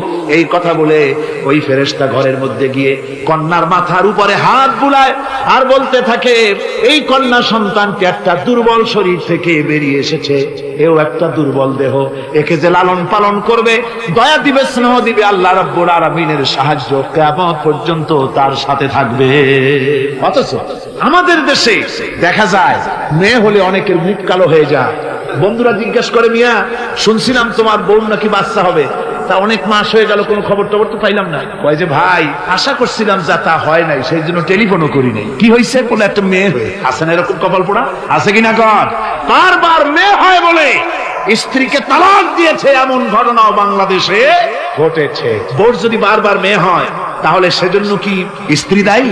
যদি মানুষের জন্য দায়ী হয় মেয়ে বারবার হওয়ার জন্য, তাহলে তুমি স্বামী, তুমি তুলসী দুধের দোয়া তুলসী পাতা হলে কি করে? তুমিও তো দায়ী। তার আসলে স্বামী স্ত্রী মেয়ে হওয়ার জন্য, ছেলে হওয়ার জন্য কেউ দায়ী। এ কোরআনে কারিমে রব্বুল আলামিন বলেছেন, আমি যাকে খুশি শুধু ছেলে দেই, যাকে খুশি শুধু মেয়ে দেই, যাকে খুশি তাকে ছেলেও দেই, মেয়েও দেই, আবার যাকে খুশি আমি কিছুই দেই না। আমার কুদরত। সুতরাং এতে মন কালা করার। নবীজি বলেছেন, কন্যার পিতাদেরকে গালি দিও না। অনেকে টিটকারি করে, বারবার মেয়ে হয় ছেলে একটাও হয় না, সেই জন্য টিটকারি বোটকারি করে। আল্লাহর নবী বলেছেন, মেয়ের পিতাকে গালি দিও না, ঠাট্টা করো না, যেহেতু আমি মুহাম্মদ রাসূলুল্লাহ সাল্লাল্লাহু আলাইহি ওয়াসাল্লাম, আমি মেয়েদের পিতা, আমি নিজে মেয়েদের পিতা। খবরদার মেয়েদের পিতাকে গালি দিও। রাসূলুল্লাহ বলেছেন, আকাশের নিচে জমিনের উপরে খাদিজার মতো মহিলা আর নাই। সেই হযরতে খাদিজা রাসূলের 4টি মেয়ে পেটে ধারণ করেছিলেন। সুবহানাল্লাহ। মেয়ের প্রতি রাসূলুল্লাহ যথেষ্ট মহব্বত করে, মেয়েকে খুব ভালোবাসতেন হুজুর সাল্লাল্লাহু আলাইহি ওয়াসাল্লাম। হুজুরের কলিজার টুকরা ছিলেন মা ফাতিমা রাদিয়াল্লাহু তাআলা আনহা। হুজুর যখন কোথাও যেতেন সকলের শেষে দেখা করতেন ফাতেমার সাথে, আর বিদেশ থেকে সফর করে এসে সকলের আগে দেখা করতেন ফাতেমার সাথে। সুবহানাল্লাহ। রাসূলুল্লাহ আরো বলেছেন, তোমরা যখন বাজারে যাবে বা ব্যবসা করতে যাবে বা বিদেশে যাবে, আসার সময় যে সব হাদিয়া নিয়ে আসো। আমরা যখন বাইরে যাই, বাজারে যাই, কিছু হাদিয়া আনি না? জামা, কাপড়, চকলেট ইত্যাদি আমরা আনি। রাসূলুল্লাহ বলেছেন, হাদিয়াগুলি তোমরা যারা বিদেশে যাও, বাজারে যাও, হাদিয়া আনবে, আর এনে ঘরের মধ্যে ঢুকে তা শুরু করবে মেয়েকে দিয়ে। প্রথমে দেবে মেয়েকে। সুবহানাল্লাহ। মেয়ের মর্যাদা ইসলামে সব চাইতে বেশি। কোন যুগে? যে যুগে মেয়ে হলে পরেই মাটির নিচে ঘেরে রাখতো, আছাড় মেরে মেরে ফেলে দিত। বেআইয়ি যামবিন কুতিল, কোন অপরাধে তাদেরকে হত্যা করা হলো। আল্লাহ পাক কোরআনে কারীমে তাদের অপরাধ আর কিছু না, তারা নারী, এই জন্য তাদেরকে মেরে ফেলা হতো। রাসূলুল্লাহ তাদের ইজ্জত দিলেন, সুবহানাল্লাহ, রাসূলুল্লাহ সম্মান দিলেন, ইজ্জত দিলেন তাদের। কন্যা হিসাবে নারীর এই মর্যাদা। ফাতেমাকে রাসূল এত ভালোবাসতেন, ইন্তেকালের সময় হযরত ফাতেমা কাঁদতে কাঁদতে বেহুশ হয়ে যাওয়ার উপক্রম হয়ে গেল। রাসূলুল্লাহ হযরত ফাতেমাকে ইশারা দিলেন, হযরত ফাতেমা তার কান নিয়ে রাসূলুল্লাহর মুখের কাছে লাগাই দিলেন। আল্লাহর নবী কি যেন বললেন কানে কানে, হযরত ফাতেমার কান্না বন্ধ হয়ে গেল। হযরত আয়েশা বলেন, মা, রাসূলুল্লাহ তোমার কানে কানে কি বললো আর তোমার কান্না বন্ধ হয়ে গেল? হযরত ফাতেমা বলেন, ইয়া আম্মা জান, আমার আব্বা আমার কানে কানে বললো, মা ফাতেমা তুই কাঁদিস না, তোর কান্না আমার বরদাস্ত হয় না, তোমাকে কাঁদতে হবে না, আমি তোমাকে সুসংবাদ দিয়ে দিতেছি, আমি মরে যাওয়ার পর সর্বপ্রথম তোমার সাথে আমার দেখা হবে। রাসূলুল্লাহর এই ভবিষ্যৎবাণী হযরত ফাতেমা বুঝতে পেরেছেন যে হুজুরের ইন্তেকালের পরে আমার বেশি দেরি হবে না, আমিও তাড়াতাড়ি হুজুরের সাথে শামিল হতে পারবো। হুজুরের ইন্তেকালের 6 মাস পরেই হযরত ফাতেমা রাদিয়াল্লাহু তাআলা আনহা ইন্তেকাল করেছে। কন্যা হিসেবে নারীর মর্যাদা ইসলাম অনেক অনেক গুণে বাড়ি। এই কন্যা শিশু, কৈশোর, যৌবন পেরিয়ে যখন যৌবনে তার বিয়ে হয়ে যায়, আল্লাহ রাব্বুল আলামিন তখন বলেন, ومن آياته أن خلق لكم من أنفسكم أزواجا لتسكنوا إليها وجعل بينكم مودة ورحمة। আল্লাহ পাক বলেন, আমার নিদর্শনের ভিতরে এটাও একটি নিদর্শন যে আমি তোমাদের থেকে তোমাদের জোড়া তৈরি করেছি, তোমাদের স্ত্রীদেরকে তৈরি করে তোমাদের সাথে তোমাদের স্ত্রীর ভালোবাসা সৃষ্টি করেছি, মহব্বত সৃষ্টি করেছি। এই মহব্বত আমি আল্লাহ তৈরি করেছি। আর যখন বুড়ো হয়ে যায় মানুষ, স্বামী স্ত্রী যখন বুড়ার বুড়ি হয়, তখন আর ভালোবাসা থাকে না, তখন ওই ভালোবাসা সহৃদয়তার করুণায় আমি আল্লাহ পরিণত করে দেই। বুড়ার জন্য তখন বুড়ি ছাড়া আর উপায় নাই, বুড়িরও আর বুড়া ছাড়া উপায় নাই। তখন ভালোবাসা কোনো বিশেষ কোনো অক্ষণীয় ভালোবাসা নয়, তখন একের উপরে অন্য একদম নির্ভরশীল হয়ে পড়ে। আল্লাহ পাক বলেন, এই অবস্থা আমি আল্লাহ সৃষ্টি করে দেই। সুবহানাল্লাহ। আল্লাহ পাক বলছেন, নারীদের উপরে, নারীদের সাথে, স্ত্রীদের সাথে ভালো ব্যবহার করো। তার কোন ব্যাপারে যদি মনটা তোমার কখনো খারাপ হয়, কোরআন শরীফের মধ্যে আল্লাহ পাক বলে দিয়েছেন পরিষ্কার করে যে কখনো তার সাথে খারাপ ব্যবহার করো না। যদি কখনো মন খারাপ হয়, তাহলে চূড়ান্ত কোনো সিদ্ধান্ত নিতে যেও না, বরং তোমার জীবনে ওই স্ত্রীর অনেক অবদান আছে, সেসব কথা মনে করে এই সামান্য কিছু ভুলে যাও। আল্লাহ চান স্বামী স্ত্রীর মহব্বত টিকে থাকুক। আল্লাহ পাকের কাছে তালাক হচ্ছে ঘৃণিত, সবচাইতে ঘৃণিত হালাল হচ্ছে দুইটা, একটা হচ্ছে ভিক্ষাবৃত্তি আর একটা হচ্ছে তালাক। আল্লাহ পাক নারীকে বলেছেন, নারী আর পুরুষকে বলেছেন যে তোমরা হচ্ছে হুন্না লিবাসুল লাকুম ওয়া আনতুম লিবাসুল লাহুন্না, তোমরা পরস্পরের জন্য পোশাক পরিচ্ছদের মতো অঙ্গাঅঙ্গি ভাবে একের উপরে অপরের পরিপূর্ণ অধিকার তোমাদের রয়েছে। এই অধিকারের ভিত্তিতে, ভালোবাসার ভিত্তিতে জীবন গড়ার জন্য আল্লাহ পাক বলেছেন। তারপরে তার অর্থনৈতিক অধিকার তাকে দিয়েছে। আল্লাহ পাক মহারানাকে ফরজ করে দিয়েছেন। মহারানা কি করেছেন? ফরজ করে দিয়ে মহারানা ফরজ। এই ফরজকে একটা ট্র্যাডিশন হিসেবে গ্রহণ করা হয়। বড় লোকেরা শোনায়, মেয়ের বিয়ে কত, বিয়েতে মহারানা কত হয়েছে, বলে যে 11,07,373 টাকা 75 পয়সা। আদায় করে না মোটেও, বিরাট একটা অঙ্ক শোনায় দিল মানুষদের। আমার ভাইয়েরা জেনে রাখুন, মহারানা তো বাঁধতে হবে ফরজ, মহারানা আদায় করতে হবে। এই মহারানার টাকা যদি আদায় করা না হয়, স্ত্রী যদি স্বেচ্ছায় স্বামীকে মহারানা মাফ করে না দেয়, তাহলে কিয়ামতের দিন আল্লাহর দরবারে ওই স্বামীকে জিনাকারীর কাতারে দাঁড়াতে হবে। জোরে বলেন নাউজুবিল্লাহ। মহারানার টাকা আপনি দিয়ে দিবেন। ওই মহারানার টাকা দিয়ে স্ত্রী যদি লক্ষ কোটি কোটি টাকার মালিক হয় ব্যবসা করে, তারপরেও স্ত্রীর সুখ, শান্তি, রোগ, শোক, খাওয়া পড়া সবকিছুর দায় দায়িত্ব কার? স্বামী। সুবহানাল্লাহ। নারীর অধিকার কত বেশি ইসলাম দিয়ে। একটা মহিলা নির্বাচিত কলাম একটা বই লিখেছে, আমি ওই মহিলার নাম নিতে চাই না, আমার ঘৃণা করে। এই মহিলা লিখেছে যে রাসূলুল্লাহ বলেছেন পৃথিবীর সমস্ত জিনিস হচ্ছে ভোগের সামগ্রী, তার মধ্যে শ্রেষ্ঠ ভোগের সামগ্রী হচ্ছে নারী। নাউযুবিল্লাহি মিন যালিক। এমন কথা রাসূল বলেন। রাসূল বলেছেন, আদ-দুনিয়া কুল্লুহা মাতাউন ওয়া খায়রুল মাতাউদ দুনিয়া ইমরাতুস সালিহা। হুজুর বলেছেন পৃথিবীর সবকিছুই সম্পদ, এই সম্পদের মধ্যে শ্রেষ্ঠ সম্পদ হচ্ছে ন্যায়পরায়ণা নারী, সচ্চরিত্রা নারী শ্রেষ্ঠ সম্পদ, নিয়ামত। আর সেইটারে বানাইছে ভোগের। আয়াত হাদিস তার ইচ্ছে মতো ব্যাখ্যা করেছে। সে লিখেছে যে এতদিন পুরুষ নারীকে ধর্ষণ করেছে, নারীদের কি হলো? তোমরাও পুরুষ ধর্ষণ করো, নাউজুবিল্লাহ পড়ে। এ আবার সরকারি চাকরি করে, তারপরেও মুসলমান দেশে এই শয়তানের চাকরিও থাকে, নাউজুবিল্লাহ পড়ে। আশ্চর্য কথা, আমি জানতে পেরেছি এই মহিলা অনেকগুলি স্বামী কর্তৃক পরিত্যক্তা, সেই জন্য পুরুষের উপরে তার দারুণ ঘৃণা, পুরুষের উপরে তার দারুণ ঘৃণা, ধর্মের উপরে তার দারুণ ঘৃণা। সে এখন কমিউনিস্টদের একটা বাছাই করা একটা লাঠি, এটা দিয়ে কোরআন হাদিসের অপব্যাখ্যা করে করে এগুলি সে করে যাচ্ছে নির্বিঘ্নে। সরকার কোনো কথা বলছে, সরকার যে কথা বলছে না, এর জবাব সরকারকে দিতে হবে, আল্লাহর কাছে দিতে হবে, কোনো সন্দেহ নাই। আল্লাহকে গালি দেওয়া হচ্ছে, নবীকে গালি দেওয়া হচ্ছে, রসুলকে গালি দেওয়া হচ্ছে, বেহেশতকে গালি দেওয়া হচ্ছে, অথচ সরকার একটা নাটকের মধ্যে আরবি পড়া নিষেধ করা হচ্ছে। আমি প্রথম দিন বলেছি কি জানি নাটকের নাম, বারান্দা। আচ্ছা যাই হোক, সেই নাটকের মধ্যে দেখানো হচ্ছে যে আলিফ বা তাসা পড়াচ্ছে মুলবিয়ান হোক, একটা হিন্দুর স্ত্রী, মুসলমান সে, কিন্তু বউ হিন্দু, সে হয়েছে নাই। সে এসে বলছে এসব বন্ধ করো, খাবো। এই কথার জাস্টিফিকেশন কত? যদি ছেলেরা এ বি সি ডি পড়তে থাকে, আর যদি বলা হতো সব বন্ধ কর, খাবো, এর একটা যৌক্তিকতা না। পড়তেছে আলিফ বা তাসা, সব বন্ধ কর, তার মানে কি? আলিফ বা তাসা হলো কোরআন, এর মানে কি? কোরআন। সুতরাং টেলিভিশনের মাধ্যমে কোরআনকে বন্ধ করার চেষ্টা চালাচ্ছে ভারতের গোলামেরা। সরকার চুপ করে থাকছে, সরকার নীরব, এর জবাব সরকারকে পেতে হবে, এড়াতে পারবে না। সুতরাং বলতেছিলাম, নারীর অধিকার প্রতিষ্ঠিত করেছে ইসলাম। কে করেছে? ইসলাম বলেছে মহারানার টাকা আদায় করছে, সেই মহারানার টাকা আদায় করা হলো না, এখন উল্টা, এখন মহারানা আদায় করে পুরুষেরা। সেটার নাম কি?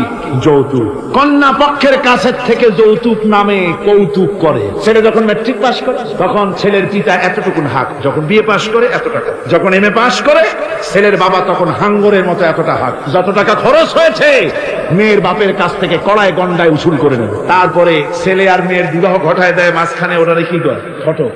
এই ঘটক ঘটকালি, অমুকের ছেলে ইঞ্জিনিয়ার, খুব ভালো ছেলে, দারুণ ভালো, বলে কত ভালো, থানায় খুব রিপোর্ট আছে, যাই দেখো, খুব ভালো ছেলে। তা কি লাগবে? কালার টেলিভিশন লাগবে 10টা, তারপরে 5 জিপ লাগবে, 14 লক্ষ টাকা ক্যাশ লাগবে, আবুধাবিতে চাকরি লাগবে, ওয়াশিংটন ডিসিতে বাড়ি করে দেওয়া লাগবে। মানে মেয়ে জন্ম দিয়ে মেয়ের বাপ এমন পাপ করছে যে এটা চালাতে গিয়া ছেলের বাপের তার 14 গোষ্ঠীর স্বাদ মিটাই দিতে হবে। এমন ছোট লোক, এমনই ছোট লোক কন্যার পিতার কাছ থেকে সাইয়ে সাইয়ে আদায় করে নেয়। এর চাইতে ভিক্ষুক, এর চাইতে খয়রাতি, এর চাইতে ছোট লোক আর কেউ হতে লজ্জা করা উচিত, শরম করা উচিত, মনে করা উচিত ওই লোক তো তার কলিজার টুকরাটাই আমাকে দিয়ে দিল। 16 বছর 20 বছর লালন পালন করে কলিজার টুকরা মেয়েটাই তো আমাকে দিয়ে দিচ্ছে, আবার টেলিভিশন চাই কেন? ঘটক যা কন্ট্রাক্ট করলো, যদি তার থেকে কিছু কম হয় বিয়া ভাঙ্গে যায়, তাহলে বোঝা গেল কি মেয়ে বিয়ে করলো না টেলিভিশন বিয়ে করলো? তাহলে মেয়েটে বাদ দিয়ে টেলিভিশন কিনে তাই নিয়ে ঘুমাও, নাউজুবিল্লাহ। কপাল পোড়া মুসলমান। মুসলমান, যৌতুক মুসলমানদের জন্য দাবি করে আদায় করে নেওয়া জায়েজ নাই। আপনারা আমাকে জবাব দেন, শুকরের মাংস খাওয়া মুসলমানের জন্য কি? পায়খানা খাওয়া মুসলমানের জন্য কি? মনে রাখুন, শুকরের মাংস আর পায়খানা খাওয়া মুসলমানদের জন্য যেমন হারাম, যৌতুকের একটা সুতা দাবি করে আদায় করা ঠিক সেরকম হারাম। চিটাগং এবং চট্টগ্রামের বাইরের থেকে আগত মুসলমানেরা, আমি জিজ্ঞেস করতে চাই, যাদের ছেলে আছে যৌতুক নামের এই অপদার্থ কৌতুক মানবতার সাথে এই প্রহসন আদায় করে দাবি করে যৌতুকের টাকা গ্রহণ করার মতো শুকরের মাংস পায়খানা আপনারা খাবেন? জোরে বলেন, খাবেন? যারা ছেলের পিতা আছেন, কোরআনের মাহফিলে হাত উঁচু করে আমাকে দেখাতে হবে, কন্যা পক্ষের কাছ থেকে দাবি করে একটা সুতা আদায় করবেন না। কারা তারা? হাত উঁচু করে দেখা, হাত উঁচু করে রাখতে হবে। আলহামদুলিল্লাহ, হাত নামান, হাত নামান। আমি বলেছিলাম ছেলেদের পিতারা হাত তুলবে, কিন্তু বাচ্চা ছেলেরাও হাত তুলে ফেলেছে। অসুবিধা নাই, সব শিশুরা ঘুমিয়ে আছে, কি জানি লক্ষ পিতা লক্ষ শিশু ঘুমিয়ে আছে, হ্যাঁ, সব শিশুদের অন্তরে। কাজে এই শিশুরাই একদিন পিতা হবে, তখন যেন আল্লাহ এই ওয়াদাটা তাদের মনে করায় দেন। জোরে কোন আমিন, জোরে বলেন আমিন। আপনাদের জানা মতে যদি যৌতুক কেউ আদায় করে টের পান, সালাম দিবেন না, তার সঙ্গে সামাজিক বয়কট করবেন, যেহেতু সে নারী নির্যাতনকারী। ঠিক কিনা বলেন? মা বোনেরা সম্মানের পাত্র, তাদেরকে বিয়ে করবেন সম্মান দিয়ে। আপনি টাকা দিয়ে বিয়ে করবেন, আপনাকে পয়সা দেওয়া হবে কেন? শ্বশুর যদি ইচ্ছে করে আপনাকে একটা কলম দেয়, শেরওয়ানি কাপড় দেয়, এই তো আবার থালাবাটি গড়ি দিতে হবে, তুমি কি খয়রাতি? সম্মান থাকা উচিত, পার্সোনালিটি থাকা উচিত। শ্বশুরের টাকা দিয়ে বড়াই করবে, শ্বশুরের টাকা দিয়ে বাড়ি করবা, চাকরি করবা, লজ্জা করে না মুসলমান? নারী জাতির সম্মান আল্লাহ দিয়েছেন। কে দিয়েছেন? স্ত্রীকে রাসূলুল্লাহ কত ভালোবাসতেন। আল্লাহর নবী বলেছেন, আমার কাছে তিনটা জিনিস প্রিয়, একটা হচ্ছে সুগন্ধি, একটা হচ্ছে নামাজ, আর একটা হচ্ছে স্ত্রী। সুবহানাল্লাহ, স্ত্রী আমার কাছে প্রিয়। হুজুর বলেছেন, তোমাদের মধ্যে সেই ব্যক্তি উত্তম যে ব্যক্তি তার স্ত্রীর কাছে উত্তম। আমি আমার স্ত্রীদের কাছে উত্তম ব্যক্তি। সুবহানাল্লাহ। রাসূলুল্লাহ স্ত্রীকে কত ভালোবাসতেন। বিশ্বনবী রাজনৈতিক কর্মকাণ্ড চালাচ্ছেন, যুদ্ধের দামামা বাজতেছে, চতুর্দিকে কত অশান্তি, সবকিছু চলছে, স্ত্রীর হক আদায় করতে ভুলে যান। রাতের বেলায় হযরত আয়েশার বয়স কম, তাকে নিয়ে রাসূলুল্লাহ একটু সুযোগ পেয়ে বলছেন, আয়েশা সব তো ঘুমিয়ে, চলো আমরা একটু দৌড়াই। ওই যে দূরে একটা জিনিস দেখা যায়, দৌড় দাও, দেখি কি আগে যায়। দুজনে দৌড় প্রতিযোগিতা করলেন। দৌড় প্রতিযোগিতায় হযরত আয়েশা ফার্স্ট হলেন, হুজুর পিছনে পড়ে। হযরত আয়েশা খুব আনন্দ করলেন যে আপনি কিন্তু আমার সাথে দৌড়ে পারলেন। পরবর্তী কিছু কাল যাওয়ার পর হযরত আয়েশা বলেন, হুজুর আজকে আবার বললেন যে চলো আয়েশা একটু দৌড়াই। হযরত আয়েশা বলছেন যে সেদিনের তুলনায় আমার শরীর একটু, আমি মুটিয়ে গেছি, শরীরটি স্থূল হয়েছে, আমি আজকে দৌড়ালাম কিন্তু পারলাম না। রসুল আগে চলে গেলেন, আমি হাঁপাতে হাঁপাতে যখন হুজুরের কাছে চলে গেছি, হুজুর তখন মুস্কি হেসে আমাকে বললেন, আয়েশা ওই সেই দিনের জবাব আজকে দিয়া দিলাম। সুবহানাল্লাহ সুবহানাল্লাহ বিহামদিহি। বিশ্ব নবী কত বড় আদর্শ বিশ্ব মানবতার জন্য। তিনি বলেছেন, আরাফাতের ময়দানে রাসূলুল্লাহ বলেছেন, তোমরা যেমন পড়বে তোমার স্ত্রীদেরকে তেমন পড়াবে, তোমরা যেমন খাবে তোমার স্ত্রীদেরকে তেমন খাওয়াবে, স্ট্যান্ডার্ড মেনটেন করবে। তুমি ভালো দামের কাপড় পরবে, স্ত্রীকে খারাপ দিবে তা নয়। অধিকার দুজনেরই সমান, স্বামী এবং স্ত্রী সমান অধিকার। কিন্তু আমরা তা বুঝতে পারি না, বুঝতে চাই না। আমরা অনেকে মনে করেছি বিয়ে যখন করছি তখন আমি তো নওয়াবজাদা রাসূলুল্লাহ খান, আর বউ তো কেনা দাসী না, সে কিন্তু দাসী, তার মর্যাদা আছে, তার সম্মান আছে, তার সম্মান আপনাকে দিতে হবে। রাসূলুল্লাহ দিয়েছে আপনাকে। রান্না বান্না হতে দেরি হয়, কত গালাগালি শুনতে হয় নারীকে। আল্লাহর নবীর স্ত্রী হযরত আয়েশা বলেছেন, আল্লাহর নবী কাজ করে, মানুষের সঙ্গে কথা বলে, রাষ্ট্রীয় দায়িত্ব পালন করে, ঘরের ভিতরে এসে যখন দেখেছেন রান্না হতে দেরি আছে, রাসূলুল্লাহ বিরক্ত হন নাই, ভুরু কুঞ্চিত করেন নাই, চোখ মোটা করেন নাই, আমাকে কোনো কথা শোনার নাই, বরং আমার কাছে বসে রান্নায় আমাকে সহযোগিতা করেছে। সুবহানাল্লাহ। এই হলো আল্লাহর রাসূল, এই হলো বিশ্ব নবী। স্ত্রীর সঙ্গে কি সুবহানাল্লাহ। হুজুর মহব্বত করতেন স্ত্রীদেরকে। রাসূলুল্লাহর ঘরে দৌলত ছিল না, কিন্তু মহব্বত দিয়ে ভরা ছিল ঘরটা। হুজুরের ঘরে ফ্রিজ নাই, এসি নাই, হুজুরের ঘরে কার্পেট নাই, হুজুরের ঘরের মধ্যে জাজির নাই, তোশক নাই, বড় বড় কম্বল নাই, আরামের কোন জিনিস নাই, মডার্ন ইকুইপমেন্টস কিচ্ছু নাই, দৌলত কিন্তু মহব্বত দিয়ে ঘরটা ভরা। হযরত আয়েশা বলেছেন, আমি পানি পান করে, যখন আমি পানি পান করে গ্লাস রেখে দিতাম, আল্লাহর নবী তখন গ্লাসের সেই জায়গায় ঠোঁট লাগাতেন যেখানে আমি ঠোঁট লাগাইয়া পানি পান করেছি। আমি গোশত চিবোতাম, রাসূলুল্লাহ আমার হাত থেকে গোশত টুকরা নিয়া সেই জায়গায় চিবোতেন যেখানে আমি চিবয়েছি। সুবহানাল্লাহ। আমার ভাইরা, রাসূল তার স্ত্রীদেরকে মহব্বত করতেন, স্ত্রীরাও রাসূলকে মহব্বত করতেন দারুণ ভাবে। একবার হযরত আয়েশা সিদ্দিকা রাদিয়াল্লাহু তাআলা আনহা হুজুরকে গোসল করাতে ছিলেন, মাথার উপরে পানি ঢালতেছেন, হুজুর একটা চোখের উপরে বা একটা তক্তার উপরে বসে আছে। গোসলের পানির ভিতরে রাসূলুল্লাহ দেখতে পেলেন রক্তের মতো কি যেন প্রবাহিত হয়ে যায়। হুজুর জিজ্ঞেস করেন, আয়েশা রে, পানির ভিতরে রক্তের মতো কি দেখা যায়? হযরত আয়েশা বলেন, আপনি যখন বসেছিলেন অসতর্ক মুহূর্তে তক্তার নিচে আমার একটা আঙ্গুল পড়েছিল, পায়ে আঙ্গুলটা ফেটে বোধহয় রক্ত বেরোতেছে। রাসূলুল্লাহ তাড়াতাড়ি করে উঠলেন আর ওই আঙ্গুলকে ব্যান্ডেজ করে দিলেন। রাসূলুল্লাহ বললেন, আয়েশা রে, আঙ্গুল ফেটে গেছে, একটু আহাহু পর্যন্ত করলে না, এতক্ষণ তুমি কষ্ট করলে কেন? হযরত আয়েশা বলেন, ইয়া রাসূলুল্লাহ, ওটা তো একটা পায়ের আঙ্গুল। আয়েশার কলিজাটা ফেটে যদি রক্ত বেরোতো, রাসূলুল্লাহকে উঠতে বলতে আমি পারতাম না। কি মহব্বত রাসূলের সাথে। হযরত আয়েশা বলেন রাসূল সাল্লাল্লাহু আলাইহি ওয়াসাল্লাম স্ত্রীদেরকে এত ভালোবাসতেন, আমাদের ঘরে গোশত টোস্ত তেমন রান্না বান্না খুব কম হতো। গোশত রান্না হবে, মাসের পর মাস চলে গেছে, রাসূলের বাড়িতে হুজুর স্ত্রীরা বলেছেন আমাদের ঘরে চুলে আগুন জ্বলে নাই, একটু শুকনা রুটি, একটু শুকনা খেজুর আর একটু পানি খেয়ে আমাদের জীবন এরকমের অবস্থা হয়ে। তারপরে এই অবস্থা চলেছে, এর মধ্যে যদি কখনো একটু গোশত আসছে, হুজুর যখন ছাগল ইত্যাদি ছাগল দুম্বা জবাও করেছে, এই দুম্বার গোশত নিয়ে ছাগলের গোশত নিয়ে রাসূলুল্লাহ নিজে বেরোতেন। হযরত খাদিজার বান্ধবী কোথায় আছে খুঁজে ওই বান্ধবীর কাছে গোশত পৌঁছে দিয়ে আসতে। হযরত আয়েশা বলে একদিন আমার ঘুম ভেঙে গেল, দেখি হুজুর আমার কাছে নাই। গেলেন খুঁজতে খুঁজতে যায়, দেখি মসজিদে নববীর ভিতরে হুজুর হাত তুলে বসে আছেন, মোনাজাত করতেছেন। আমি পেছনে গিয়ে আমি শুনতে পাচ্ছি নবীজি দোয়া করছেন রব্বুল আলামিন কিয়ামতের ময়দানে যেদিন সন্তান তার পিতাকে ভুলে যাবে, মা তার সন্তানকে হারায় ফেলবে, ওই কঠিন হাসরের ময়দানে আমি যেন আমার খাদিজাকে হারাইয়া না যাই। মুনাজাতের শেষে হযরত আয়েশা বলেন ইয়া রাসূলুল্লাহ, খাদিজার কথা আপনার এত কেন বারবার মনে পড়ে? একটা বুড়িরে বিয়ে করেছিলেন 25 বছর বয়সের সময়, 40 বছর বুড়ি, তার কথা কেন এত মহব্বত আপনার মনে পড়ে? তার থেকে যুবতী মেয়ে, সুন্দরী মেয়েকে আপনার স্ত্রী হিসেবে আপনি পান নাই। হুজুর বলেন আয়েশা রে, খাদিজার সম্পর্কে এমন কথা তুমি আর বলো না, তোমরা সবাই আমার সুখের দিনের স্ত্রী। আর খাদিজা আমার এমন সময় স্ত্রী ছিল যখন মক্কায় আমার আশ্রয় ছিল না, তামাম মক্কা নগরীতে আমার আশ্রয় ছিল না।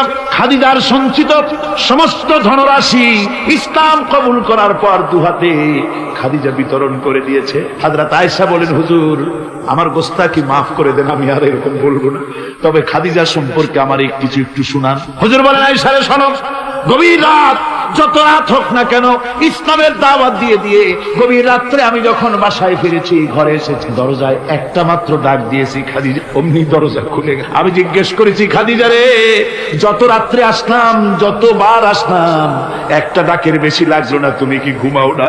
হযরতে খাদিজা বলেছেন ইয়া রাসূলুল্লাহ, আমার মনের ভিতরে ভয় থাকে, আল্লাহর রাসূল দিনের খেদমতে বাইরে আছেন, আমি যদি আরামে বিছানায় ঘুমায় থাকি আর নবীজি দরজার কাছে দাঁড়ায় আমারে ডাকাডাকি করবেন, উঠতে যদি দেরি হয়ে যায় নবীজির সঙ্গে বেয়াদবি হয়ে যাবে, এই মনে করে আপনি না আসা পর্যন্ত দরজার সাথে পিঠ লাগাই আমি দাঁড়াইয়া দাঁড়াইয়া ঘুমাই। আমার ভাইরা, হযরতে খাদিজার ইজ্জত স্বয়ং আল্লাহ দিয়েছেন, কে দিয়েছে? হাদিস শরীফে এসেছে রাসূলুল্লাহ জাবালে নূরে বসা, গারে হেরার ভিতরে বসা, হযরতে জিবরাইল রাসূলুল্লাহর সঙ্গে কথা বলতেছেন।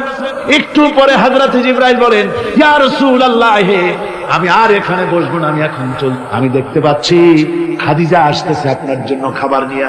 খাদিজা যখন আপনার কাছে পৌঁছে যাবে, আপনি খাদিজাকে শুনাই দিবেন আল্লাহ রাব্বুল আলামিন খাদিজাকে সালাম জানাইছে। সুবহানাল্লাহ। রাসূলুল্লাহর কাছে হযরতে খাদিজা যখন আসলেন, হুজুর বললেন খাদিজা আজকে তোমার জন্য দারুণ সুখবর। বলে কি? বলে আল্লাহ পাক জিবরাইল কেমন উঠে গেল আমার কাছ থেকে, জিবরাইল বলে গেল আল্লাহ তোমাকে সালাম বলেছে। হযরত খাদিজা কেঁদে ফেললেন, বললেন ইয়া রাসূলুল্লাহ, আমার নারী জন্ম সার্থক, আল্লাহ আমাকে সালাম বলেছে, এর জবাব কেমনে দিতে হয় হুজুর আমি তো জানি না, আপনি আমার পক্ষ থেকে আল্লাহর সালাম কিভাবে দেওয়া লাগে আপনি দিয়ে দিন, আমি তো বুঝি না কেমনে আল্লাহর সালামের জবাব। হুজুর বললেন খাদিজা শুধু আল্লাহ নয়, জিবরাইলও তোমাকে সালাম বলে গেছে। হযরতে খাদিজা বললেন হযরত জিবরাইলকে আমার সালামের জবাবটা ওয়ালাইকুম আসসালাম বলে। হযরত খাদিজার এই মর্যাদা ছিল। আমার ভাইরা, রাসূল পাক সাল্লাল্লাহু আলাইহি ওয়াসাল্লাম এভাবে মহব্বত করেছেন স্ত্রীদেরকে। সুতরাং স্বামী স্ত্রীর মহব্বত আল্লাহর জান্নাতি নিয়ামত। কি নিয়ামত? যে ঘরের মধ্যে স্বামী স্ত্রীর মধ্যে মিল মহব্বত আছে এটা বেহেশতের মতো, আর যেখানে মিল মহব্বত নাই এটা জাহান্নামের মতো। ঠিক কি? সুতরাং মহব্বত করুন, বেশি বেশি স্যাক্রিফাইস করুন, বেশি বেশি স্যাক্রিফাইস। নারীদের ব্যাপারে বলা হয়েছে, পুরুষকে বলা হয়েছে অধিকার আদায় করো, সব ব্যাপারে সমান অধিকার, কিন্তু নারীকে একটা ব্যাপারে বলা হয়েছে, নারী শোনো, পুরুষের মর্যাদা তোমার চাইতে আল্লাহ রাব্বুল আলামিন বেশি দিয়েছেন। আর রিজালু কাওয়ামুনা আলান নিসা, নারীদের উপরে পুরুষের প্রাধান্য আল্লাহ পাক দান করেছেন। একজন সাহাবী বলেছিলেন ইয়া রাসূলুল্লাহ, জঙ্গলি উট দেখলাম আপনার পায়ের উপরে সেজদায় পড়ে গেল, আপনি যদি আমাদেরকে অনুমতি দিতেন না আপনাকে আমরা সেজদা করতাম। আল্লাহ নবী বললেন মানুষ মানুষকে সেজদা করা এ পারমিশন যদি আমি দিতাম তাহলে দুনিয়ার সমস্ত স্ত্রীদেরকে বলতাম তারা যেন তাদের স্বামীকে সেজদা দেয়। স্বামীর মর্যাদা এখানে। সুতরাং অধিকার সমান, কোনো সন্দেহ নাই, কিন্তু স্বামীর একটা আলাদা মর্যাদা আছে, সেই সম্মানও তাকে দিতে হবে। এরপরে এই সমান অধিকারের ভিত্তিতে স্বামী স্ত্রী চলতে থাকে, মাঝখানে আল্লাহ পাক তাদেরকে সন্তান দান করেন। আল্লাহ তাদেরকে, নারীকে লেখাপড়ার অধিকার দিয়েছেন, ইসলাম তাকে লেখাপড়ার অধিকার দিয়েছে, শিক্ষার অধিকার দিয়েছে। হযরত আয়েশা সিদ্দিকা রাদিয়াল্লাহু তাআলা আনহা শিক্ষয়িত্রী ছিলেন, হাফেজা ছিলেন, হাদিসের হাফেজা ছিলেন, কোরআনের হাফেজা ছিলেন, হাজার হাজার সাহাবায়ে কেরামদের তিনি উস্তাদ ছিলেন। সুবহানাল্লাহ। নারীদের ব্যাপারে অধিকাংশ মাসালা হযরত আয়েশা সিদ্দিকা রাদিয়াল্লাহু তাআলা আনহার অবদান। সুবহানাল্লাহ। নারী যুদ্ধ করেছে, যুদ্ধের ময়দানে নারীর অধিকার আছে। নারী চাকরি করতে পারবে, নারী ব্যবসা করতে পারবে, নারী লেখাপড়া করতে পারবে, নারী সেনাবাহিনীতে যেতে পারবে, নারী সব করতে পারবে, কিন্তু পর্দার কিসের মাধ্যমে? স্বামী এবং পুরুষ এবং স্ত্রী, পুরুষ এবং নারী মাঝখানে একটা পর্দা থাকতে হবে। সে কথা একটু পরে বলবো। এবার এই বধূ কিছুদিন পর মা হয়ে গেল। কি হয়ে গেল? মা হয়ে গেল। মা যখন হয়ে গেল, মর্যাদা আরো এক ধাপ বেড়ে গেল। আল্লাহ রাব্বুল আলামিন মায়ের মর্যাদা বেশি করে দিলেন। আল্লাহ পাক কোরআনে কারীমের মধ্যে বলেন, ওয়াসাইনাল ইনসানা বিওয়ালিদাইহি ইহসানা হামালাতুহু উম্মুহু কুরহান ওয়া ওয়াদাতুহু কুরহান ওয়া হামলুহু ওয়া ফিসালুহু 30 শাহরা। আমি পৃথিবীর সমস্ত মানুষকে উপদেশ দিয়েছি, তোমরা তোমাদের মায়ের প্রতি সম্মান করো, এহসান করো। তোমার মা তোমাকে গর্ভধারণ করেছে অত্যন্ত কষ্টের সাথে, আর ডেলিভারিও করেছে কষ্টের সাথে। খবরদার মায়ের সাথে বেয়াদবি করো না। কে বলেছেন? আল্লাহ পাক বলেছেন মায়ের ইহসান। আল্লাহ রাব্বুল আলামিন মা বাবার জন্য দোয়া করতে বললেন। আল্লাহ পাক বলেন, মা বাবার সামনে যেন কখনো মাথায় ঝাঁকি দিয়া চোখটা মোটা করে মা বাবার সঙ্গে কথা বলো না। ওয়া কুল লাহুমা কাওলান কারীমা। মা বাবার সঙ্গে যখন কথা বলবে সম্মান সূচক কথা বলবে। আর মা বাবার জন্য আমার কাছে দোয়া কর। কে শিখায়? আল্লাহ। কে শিখান? আল্লাহ বলছেন, বান্দারে তোর মা বাবার জন্য আমার কাছে দোয়া করবি। রব্বিরহামহুমা কামা রাব্বায়ানি সগীরা। জোরে সোরে পড়েন, রব্বিরহামহুমা কামা রাব্বায়ানি সগীরা। আয় আল্লাহ, আমার মা বাপ যেমন আমাকে স্নেহ করে লালন পালন করেছে আমার ছোটবেলায়, তুমি আমার মা বাপকে তোমার রহমতের কোলে লালন পালন করো। কে শিখায়? আল্লাহ পাক শিখিয়ে দিচ্ছেন। আমার ভাইরা, ইয়ামেন থেকে একজন লোক এসেছে, হাদিস, ইয়ামেন থেকে একজন লোক এসেছে হুজুরের সামনে, তার বুড়ি মা সাথে। বলছে, হুজুর, এই অচল বুড়ি মা, হাঁটতে পারে না, চলতে পারে না, এই আমার মা। এরে ঘাড়ে করিয়া আমি ওকুফে আরাফা করেছি, একে নিয়ে মিনা মুজদালিফা করেছি, রমি করেছি, একে নিয়ে আমি সাফা মারওয়া সাই করেছি। এই মাকে ঘাড়ে করে আমি আল্লাহর ঘর তাওয়াফ করেছি, হজের সব কাজ মায়ের ঘাড়ে করে করছি। আল্লাহর নবী, আমি কি আমার মায়ের হক আদায় করতে পেরেছি? হুজুর বললেন, না, আদায় হয়, মায়ের হক আদায় হয় নাই। অর্থাৎ বুকের চামড়া দিয়ে মায়ের পায়ের যদি স্যান্ডেল তৈরি করে দেওয়া হয়, এক ফোঁটা দুধের হক আদায় হবে না। সেই মায়ের সঙ্গে নাফরমানি হচ্ছে, বেয়াদবি হচ্ছে, বইয়ের কথার মতো মায়ের সাথে দুর্ব্যবহার করা হচ্ছে। আমার দেশে হচ্ছে না? হচ্ছে। মা কোথায় পড়ে আছে কোনো খোঁজ নাই, খবর নাই। তার জন্য কোনো ভালো খাবার ব্যবস্থা, কাপড় চোপড় নাই। বন্ধুদের জন্য সব আছে, মায়ের জন্য নাই, বাপের জন্য। মা তো বুড়ি হয়ে গেছে, এখন আর মা নাই। বাপ তো বুড়ো হয়ে গেছে, কামাই করতে পারে না, এখন আর বাপ নাই, এখন হয়ে গেছে বুড়ো। আর মা হয়েছে বুড়ি। আর আব্বা হয়েছে, যার মেয়ে বিয়ে করেছে, শ্বশুর এখন আব্বা, আর শাশুড়ি হয়েছে আম্মা। মা আর বাপ বাসি হয়ে গেছে, বাপ পড়ে। আমার বন্ধুগণ শুনে রাখুন, আল্লাহর নবী বলেছেন, তিনজনের দোয়া আল্লাহর কাছে অব্যর্থভাবে কবুল হয়ে যায়। মুস্তাজাবুদ দাওয়াত তিনজন। মুসাফিরের দোয়া কবুল হয়, মজলুমের দোয়া কবুল হয়, আর মা বাপ যদি সন্তানের জন্য দোয়া করে, অবশ্যই সে দোয়া আল্লাহর দরবারে মঞ্জুর হয়ে যায়। সুতরাং মা বাপের খেদমত করতে হবে, মহব্বত করতে হবে। আমি মা বোনদের বলতে চাই, আমার মা বোনেরা পর্দার আড়ালে বসে আপনারা যারা ওয়াজ শুনছেন, ভালো করে শুনুন। আমরা পুরুষ, আমাদের পায়ের তলে জুতা। পুরুষের পায়ের তলে কি? জুতা। আপনারা নারী, আপনাদের পায়ের তলে আল্লাহর জান্নাত। জোরে বলেন সুবহানাল্লাহ, জোরে বলেন সুবহানাল্লাহ। ও নারী, ও মহিলা, তোমাদের সম্মান আল্লাহ কোথায় তুলে দিল? পুরুষের পায়ের তলে জুতা, তুমি নারী, তোমার পায়ের তলে আল্লাহর বেহেশত। আল জান্নাতু তাহতা মায়ের পায়ের তলে আল্লাহর বেহেশত। সুবহানাল্লাহ পড়েন, সুবহানাল্লাহ পড়েন। আল্লাহ রাসূল বলেছেন, মা বাপ যদি, বুখারী শরীফের হাদিস, মা বাপ যদি অসন্তুষ্ট হয়, আল্লাহ অসন্তুষ্ট হয়ে যান। মা বাপ সন্তুষ্ট হন, আল্লাহ সন্তুষ্ট হয়ে যান। সুবহানাল্লাহ। আমরা বিভিন্ন জায়গায় হাদিয়া তোহফা নিয়ে যাই, যেখানে দোয়া কবুল হওয়ার সম্ভাবনা কম, 50-50 হইলেও পারে, না হইলেও, সেইখানে পয়সা পাতি, হাদিয়া তোহফা, নজর নিয়াজ নিয়ে যায়। আর যেখানে 100% সিউরিটি আছে, সেখানে হাদিয়া তোহফা দিই। মা বাপকে হাদিয়া তোহফা, মা বাপের পায়ের উপরে চুমা খান, কিসমত পাল্টে যাবে, তকদীর পাল্টে যাবে। মা বাপকে ভালোবাসো। সুতরাং মায়ের মহব্বত মাকে আল্লাহ পাক এভাবে মহব্বত তাকে সম্মান দিয়েছেন, নারী কন্যা হিসেবে, বধূ হিসেবে, মাতা হিসেবে তার মর্যাদা সব। এরপরে বলবো পর্দার কথা। আমার মা বোনেরা, আল্লাহ রাব্বুল আলামিন মহিলাদেরকে বলেছেন, পুরুষদেরকে বলেছেন, কুল্লিল মুমিনিনা ইয়াগুদ্দু মিন আবসারিহিম। ও নবী, মুমিন পুরুষদেরকে বলে দেন তারা যেন তাদের চক্ষুকে পরনারী থেকে নিম্নগামী রাখে। আর মহিলাদেরকে বলা হয়েছে কুল্লিল মুমিনাতি ইয়াগুদুনা মিন আবসারিহিন্না। ও মুমিনা মহিলারা, তোমরা যেন তোমাদের চক্ষুকে পরপুরুষ থেকে যেন নিম্নগামী রাখো। এটা আল্লাহর হুকুম। কার হুকুম? আল্লাহর হুকুম। পর্দায় থাকতে আল্লাহ বলেছেন, আল্লাহ পাক বলেছেন, ওয়াকারনা ফি বুয়ুতিকুন্না ওয়ালা তাবাররাজনা তাবাররুজাল জাহিলিয়াতিল উলা। খবরদার, তোমরা জাহালাতের যুগের মতো ঠাক ঠামক নিয়ে চলাফেরা করো না। তোমরা মানুষকে তোমাদের সৌন্দর্য বিকশিত করে দেখায়ও না। কোরআনে কারীমে সূরা নূরে বলা হয়েছে, প্রত্যেকটি বয়সপ্রাপ্ত নারী এমন একটা চাদর পরবে যে চাদর পরলে তার মাথা, তার গলা, তার বুকটা ঢেকে যাবে। এরকম একটা চাদর পরা ইসলাম কি করেছে? ফরজ করে দিয়েছে। আল্লাহ পাক ফরজ করেছেন। কি করেছেন? ফরজ করে দিয়েছে। মা বোনেরা, আপনারা মেহেরবানি করে এমন একটা চাদর পরবেন। আজকাল ওড়না আছে ঠিকই, কিন্তু ওড়না যে অর্থে ব্যবহার করতে বলা হয়েছে ওই অর্থে নাই। এখন ওড়না মেয়েরা অনেক ক্ষেত্রে মাফলারের মতো গলায় ঝুলাই রাখে, গামছার মতো ঝুলাই রাখে। এরকমের জন্য ওড়না ব্যবহার করতে বলা হয় নাই। ওড়না হলো মাথাটা, গলাটা, বুকটা ঢেকে যায় এবং একটু পুরু হতে হবে। পাতলা মশারি কেনা দিয়ে ওড়না বানাইলে হবে না, সেটা একটু পুরু হতে হবে, শালীন হতে হবে, মার্জিত হতে হবে। আমি একটি কথা আপনাদের বলি, এই বাংলাদেশে আজ পর্যন্ত যত নারীর মুখে এসিড পড়েছে, এসিড পড়ে নাই নারীর মুখে? বখাটের ছেলে যুবতী মেয়ের উপরে আকৃষ্ট হয়ে তাকে বিয়ের প্রস্তাব দিয়েছে বা কুপ্রস্তাব দিয়েছে, সে প্রত্যাখ্যান করেছে, পরে তার মনের ঝাল মিটাবার জন্য মুখে এসিড মারছে। আপনারা বলেন, এমন কোন ঘটনা জানেন কিনা যে বোরখা পরিহিতা কোন মেয়ের মুখে এসিড পড়েছে? জানা আছে কিনা আপনাদের? না, বলতে পারবেন না। বোরখা পরা মেয়েদের উপরে এগুলি হয় নাই। কারণ হলো সে আল্লাহর হুকুম রক্ষা করেছে। যে বোরখা পরেছে, চাদর পরেছে, সে কার হুকুম রক্ষা করেছে?